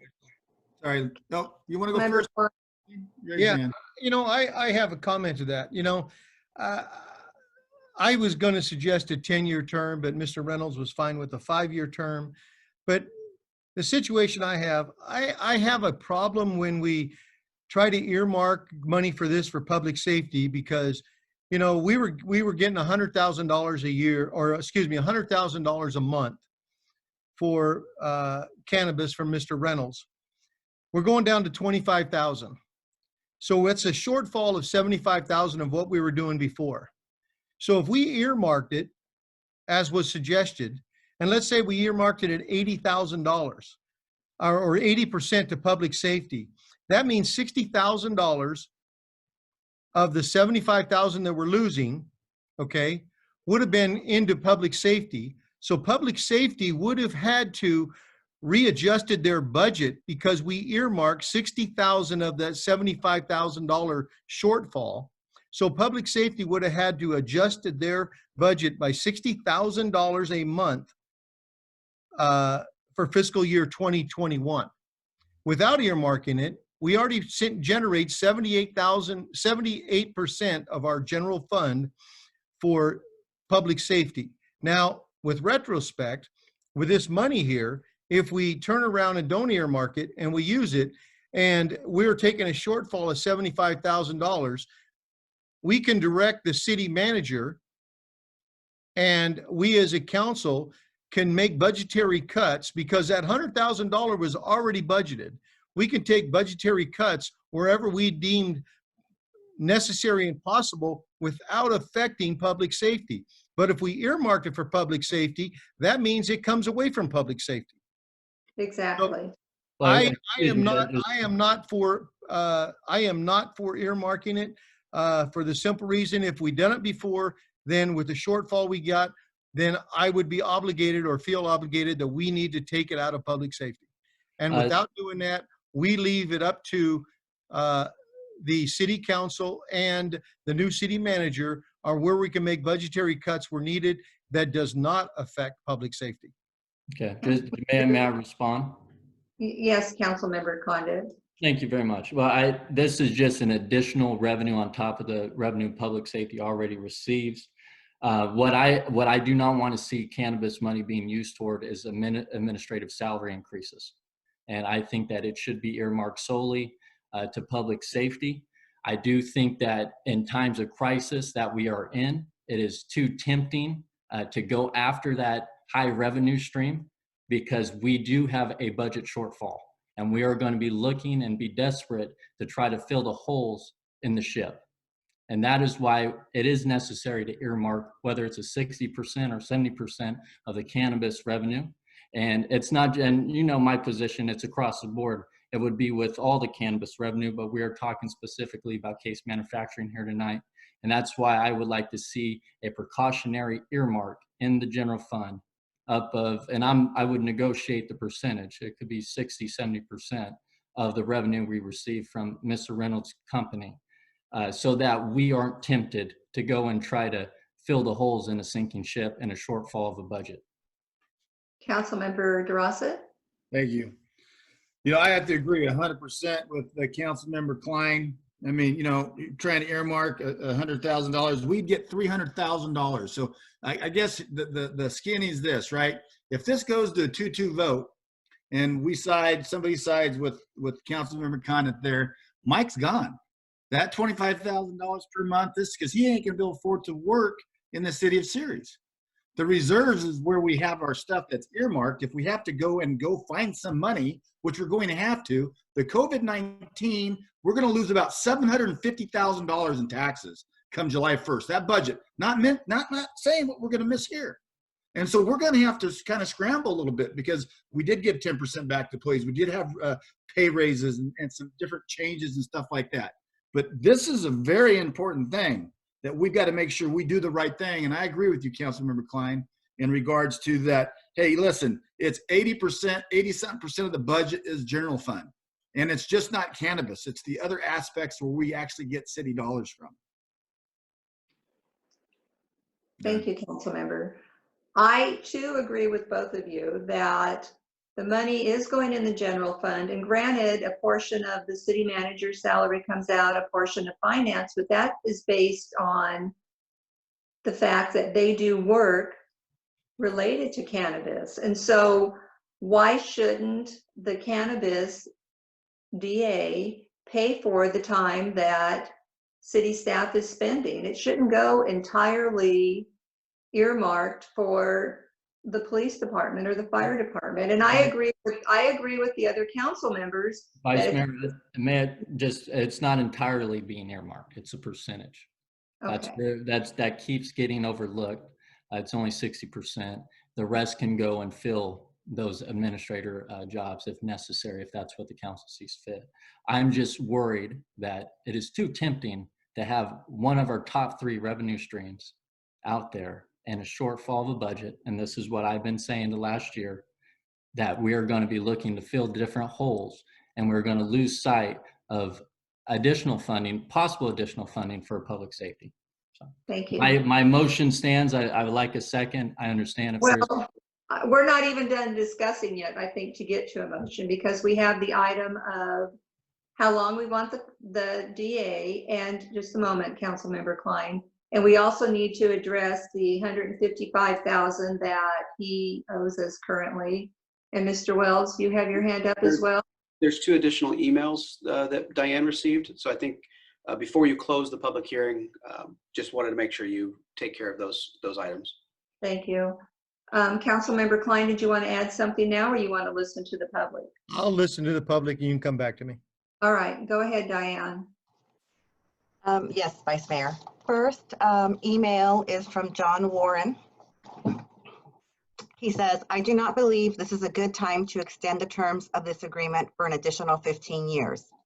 The benefit payment structure should not be changed or updated as proposed in this review.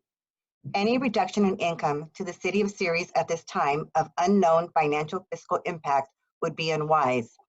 We know in the near future, our city will be impacted by a reduction in sales tax income, as well as other things reducing the budget. I would suggest a 2-year extension to the present contract with a review every 6 months so that time constraints will not be a problem going forward, as it was reported to be in the 2019 second-year review. Additionally, as a public benefit generated from these projects is allocated to the general fund, with well over 80% of the general fund is allocated to public safety, I have heard as high as 90%. I strongly recommend that these funds be specifically set aside and earmarked for public safety, only whatever the percentage is. The remaining percentage, which might be as high as 10%, may be used for other general fund services, parens, finance, city manager, building, etc., close parens, whatever it is, it should be spelled out very clearly so everyone knows where the money's going. With budget shortfalls coming because of the pandemic, earmarking these benefits funds will ensure they are allocated for public safety and, as was the intention for cannabis operations, to ensure a livable community. The second email I received was from Dave Pratt. He said, I know fuzzy math when I see it. Once it isn't in the general funds, it disappears. You need to earmark at least 60% to safety. I think Mr. Wells should not be doing negotiations since he is leaving. And that is it. Thank you. Councilmember Klein. Well, like I said, if we earmark this, then the shortfall that we have, then I think we need to look at where we going to take the reduction in the shortfall. So, I'm sure Chief Collins and I'm sure Chief Weiss doesn't want to take the hit on the shortfall. With leaving it in the general fund, we can spread that shortfall out to other departments and leave public safety intact. Okay, do we have anyone else from the public to comment, Diane? I do not see any hands raised, Vice Mayor. All right, then I will go ahead and close the public hearing and I'll bring it back to the council for discussion. And I think we have 3 items. We have the $155,000 shortfall we need to discuss. We need to discuss the term of the DA, 5 years versus 15, and then Councilmember Condit's comments about earmarking a certain percentage to public safety. So is there anyone that would like to start off? Klein raised his hand. As far as the $155,000 that Mr. Reynolds is behind on, I would like to see that, because we've already budgeted that money, we've already spent it in the previous months, that it's going to take away from our general fund reserve currently, that I would like to say we need to negotiate whether it's a 12-month or an 18-month term with Mr. Reynolds to make up that loss so we can put it back into our general fund because that has already been spent in the previous 2 months. So that is my feeling on that, and make it so it is acceptable for both the city of Ceres and Mr. Reynolds, because the last thing we want to do is put him out of business. Thank you. Councilmember DeRossa, you're in the dark. Again, if you sit there and you look about how much he's actually paid, $100,000, $75,000, for up to 3 years.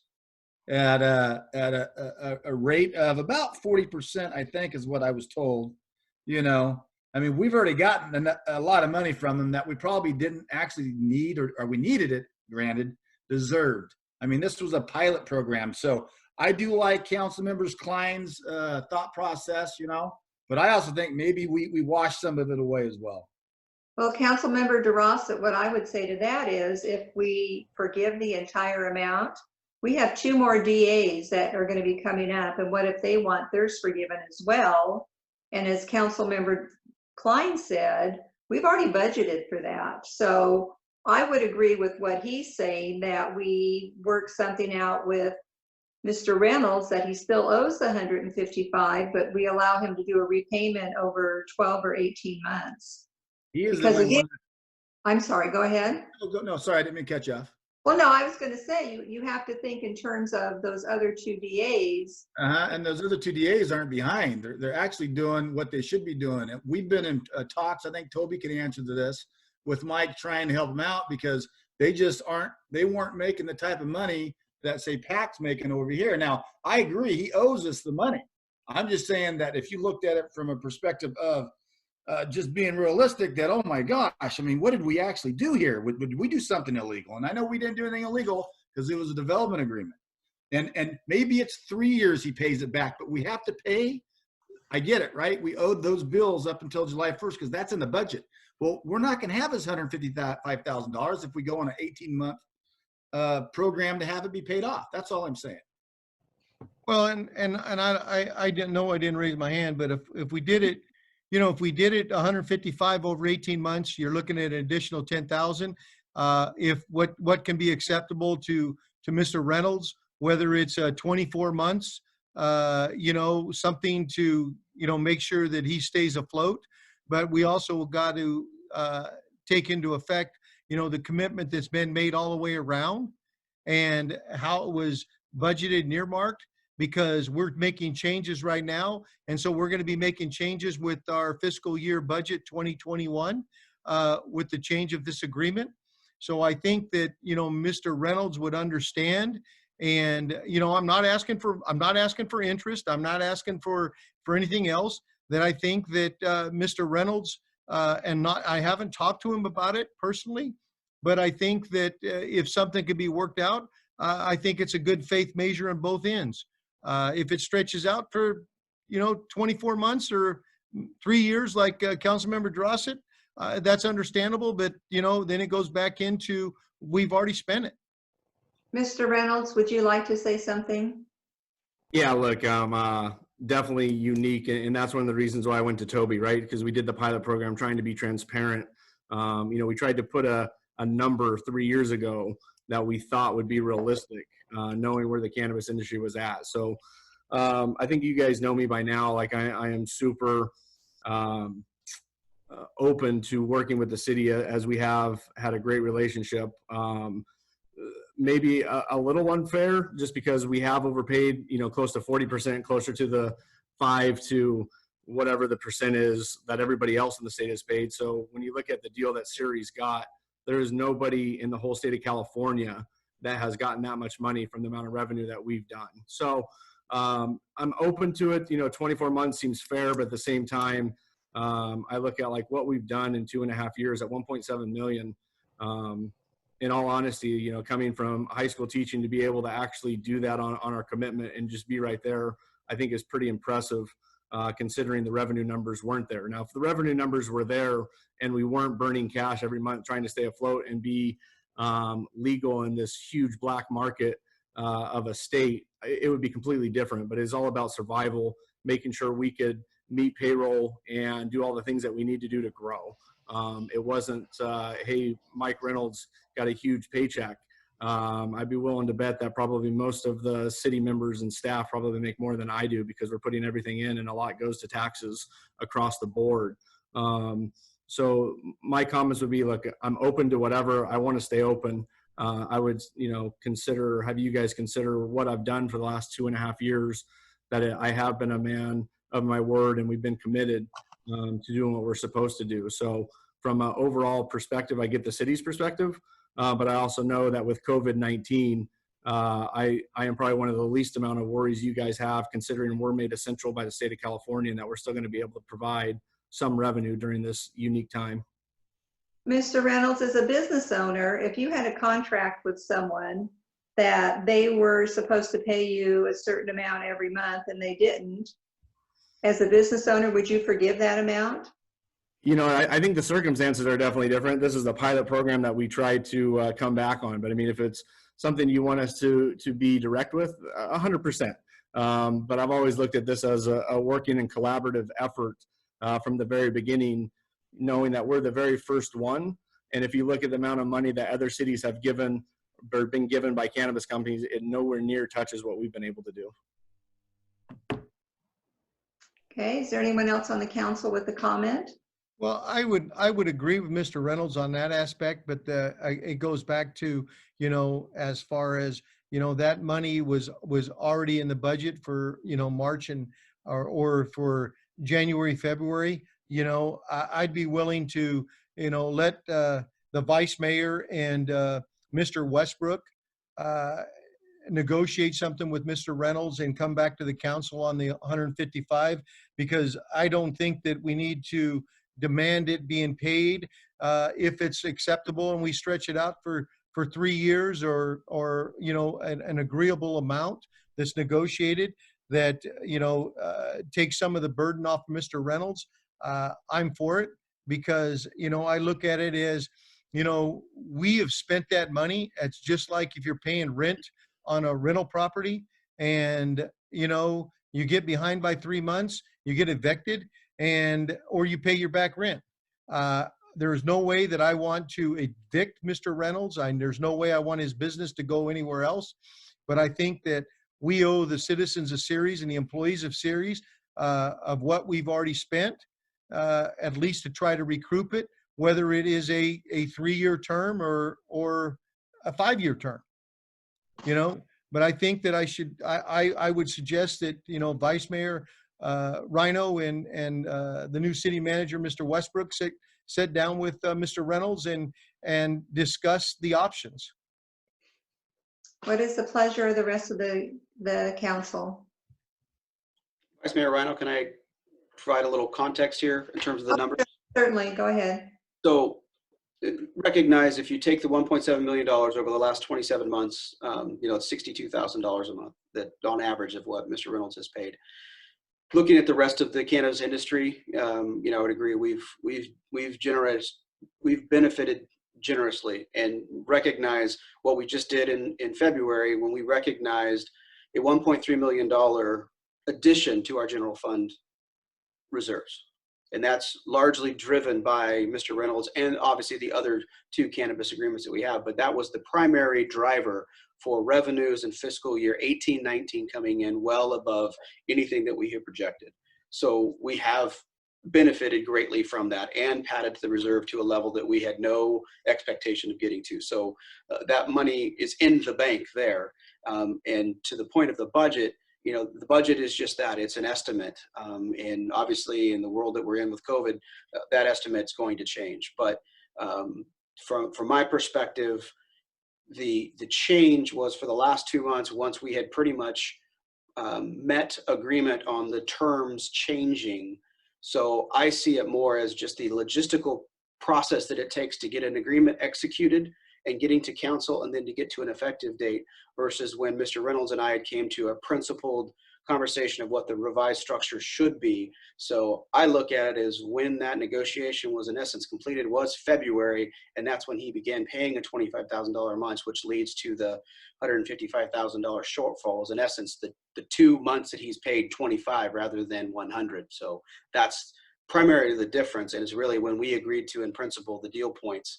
And then it's just the timing to get it here in light of COVID and everything else. So, you know, from a relationship and a standpoint of getting it put together, that is just moving 25 forward. But again, look to council for how you'd like to address that. And obviously Mr. Westbrook will get to however you guys like to do it. I would add on the time frame. What I would recommend is a 5-year term. Obviously, is acceptable, but at least put an extension term in there as well. So if it's a 5-year agreement with an option for 5 years, it makes your future conversation a little easier. Or an option for 2, or an option for 3. That makes it a little easier. Still has to come back to council, but having it written in provides a little security for both, that there is that option for an extension. So that would just be my recommendation. Well, I think there's always an option for an extension. I don't know if that would be necessary or not. Again, that's taken away from a potential council, I believe. We just want to write that provision in there, because anybody looking at that D, if it doesn't say anything about an extension, you've got to amend it or do that. So it's nice. Almost all of our agreements, any agreement that we do, have that provision for extension. All right, council, what would you like to do? I like Toby's thought process, and I agree with that. I didn't think of that situation. Sorry, I'm trying to get this darn thing to stop moving around. In regards to the fact that, I mean, that they had to go back and look at the numbers. And, I mean, it's, I think you said it well, Toby. It's not like we're forgiving anything. I mean, this is for this business to do business in the city of Ceres. They put $1.3 million in our reserves. That's how we're going to pay the bills. That's how that budget's going to be finalized at whatever time, July 1st. But here we have a great organization in the city of Ceres that we're going to get more than $300,000 for. And you know what? He did right for us. And I think it's time that we do right for him. Councilmember Klein, do you have anything to say? No. Councilmember Condit? Yeah, I would just like to make my motion that we earmark a percentage of the 1.3 additional revenue go to public safety. It's not a unique idea. The city of Riverbank actually does this, and they've been successful in hiring code enforcement officers as well as police officers. And I would like the council to consider actually the 15-year agreement for earmarking the $1.3 million. Thank you. And that is a first. Is there a second? Hearing no second, the motion dies. Is there another motion? Council? Yeah, I moved to, I gotta get my book now. I'm sorry. I'm at. Are you there? Yes. Fantastic. The ordinance 2020-1060 approving the Second Amendment development agreement by and between the city of Ceres and Case Manufacturing to $25,000. I think as city manager last day, I think, give or take, Mr. Wells had pointed out that when they went back in February to look back at this, the reason why he owes that much money is because the fact it just got to us. And it was something that I think we needed to kind of renegotiate. So, I would vote either way. Councilmember Klein, you made a great point, and I get it right. That's, Council Vice Mayor Rhino, you said the same thing in regards to the fact, hey, the business, I completely agree with that. Completely agree with what you stated. But this is Councilmember DeRosa, do you have a motion? yes, just what I said. That What was it that you said? $25,000 in regards to that's what his thing's going to be. We're not going to earmark any money, and we move on from that February date. So he's paying $25,000 a month. That's it. And forgiving the $155,000, and you want to go forward with a 15-year contract? No, five-year contract. 5-year, forgive the $55,000 and no earmarking, leave it in as it is, correct? I'm not saying that we're forgiving anything. I'm just saying that we renegotiated a contract in February. So it's $25,000. But yes. Okay, is there a second? Are you putting any type of extension possibility, 2-year extension, or? Are you just leaving it 5 years and then in 5 years we look at it again, or whoever's on the council? 5 years, we just look at it again. If Thank we you. want to have a review, we can. I agree with you, Vice Mayor. All right, council, do we have a second? I'll second. Okay, city clerk, could I have a roll call, please? Yes, Councilmember Condit, Nay. Councilmember DeRosa, Yes. Vice Mayor Rhino, Yes. Councilmember Klein. Yes. Motion passes 3-1. Thank you very much. Well, I think the mayor. I'm hearing feedback. Is everything okay? Yeah, Yes? I have Okay. one comment. Can I make a comment? It's Mr. Reynolds. Oh, Mr. Reynolds, sure, go ahead. I didn't see your hand up. No, I just want to tell you guys, thank you. It's, continues to be an honor, and I can't tell you how proud I am to work and contribute in Ceres, and our doors are always open, and I look forward to the next 5 years and appreciate the working collaboration that we started 3 years ago is much appreciated. Thank you, Mr. Reynolds. Now I will move on to the rest of the agenda. I think the mayor had already asked the council if they had any reports, correct? And I think everyone already reported out. So now I will ask the city attorney if he has anything to comment. Nothing to report, Mayor. Mr. Wells. Thank you, Vice Mayor. It's my last day and last hour as a City of Ceres employee. Again, it's been my pleasure to work for you, Council, and I will miss you. I promise I will miss you. This has been a incredible experience, and my experience here has positioned me to go try a new challenge down in the city of Turlock, and I really do treasure the memories we've made here, and again, look forward to watching Ceres' success in the future. And I'm very thrilled to be able to hand the baton off to Mr. Westbrook, and I know he'll do fantastic. So again, thank you to everyone. Thank you, Mr. Wells. Mr. Westbrook. Yeah, just wanted to say, great working with you, Toby. I'm sure that you and I will be running into our paths will cross in the future at the city manager level. So thanks for all that you did, and good luck with your opportunity in Turlock. Thank you. Keith Collins, do you have anything? Yeah, I just wanted to take the time to let you guys know how impressed I am with our employees, both professional and sworn. Every position in this department has had to make adjustments with the COVID-19 pandemic. If you can imagine being very proactive and then having to put the brakes on everything, being 6 feet away from your people that you work really closely with and changing everything overnight, and they've done it without complaining. They're doing a great job of keeping us safe, not putting the virus into the building, so I appreciate all the work that they've done. Thank you, Chief. Chief Wise? Is Chief Wise? Oh, there he is. Yeah, can you hear me? Yes. Okay, I don't have the best connection here, but I'll reiterate what Chief Collins said. Our employees have been outstanding through all this, and we've been on the front lines dealing with these issues. Operationally, we've been really aggressive at protecting our employees and keeping our employees safe. And, I'm real thankful thus far. Our employees are all healthy. We did have a little bit of a scare. We had one of our employees tested, but he came back negative, which was great. But we're out there on the front lines, and we do have known cases in Ceres that we've gone on.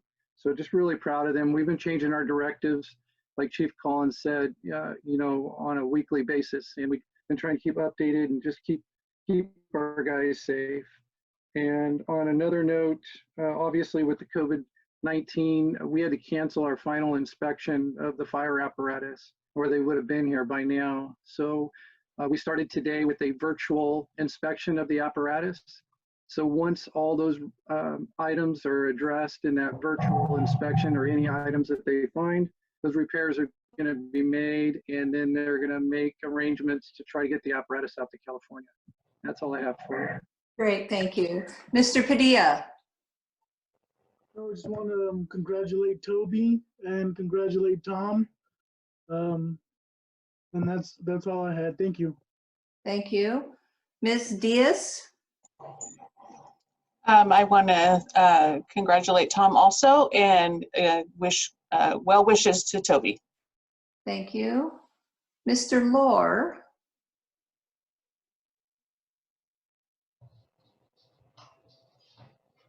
Mr. Lohr, are you there?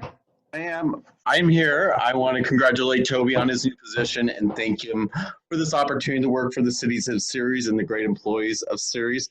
And I want to thank a great boss the last year and a half is Tom Westbrook for mentoring me and guiding me through the recreation and park services here in the city, that we can expand them over this time.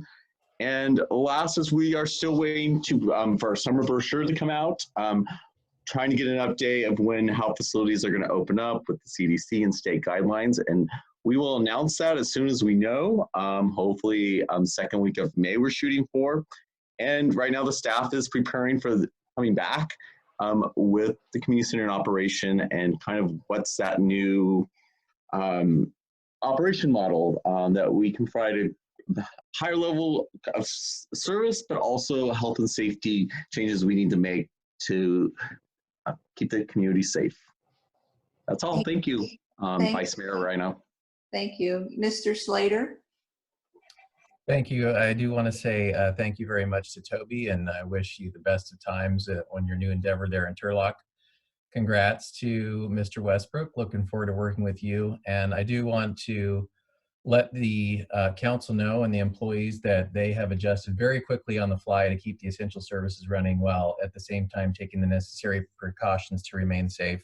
And we greatly appreciate that. Thank you. Supervisor DeMartini, do you have anything tonight? Oop, you have to unmute yourself. There you go. This is all new to me. First time I've ever done one of these. Good evening, Vice Mayor Rhino, members of the council. I was going to give you the update on COVID-19, but your city manager gave the figures. We are at 146, and the only thing I would like to just add is that the hospital capacity is considerable here in this county. Hospitals are only at about 60% capacity, leaving 40% to handle a surge, which I don't doubt it will come. The reason it's down so low is because the elective surgeries have not been allowed to go forward.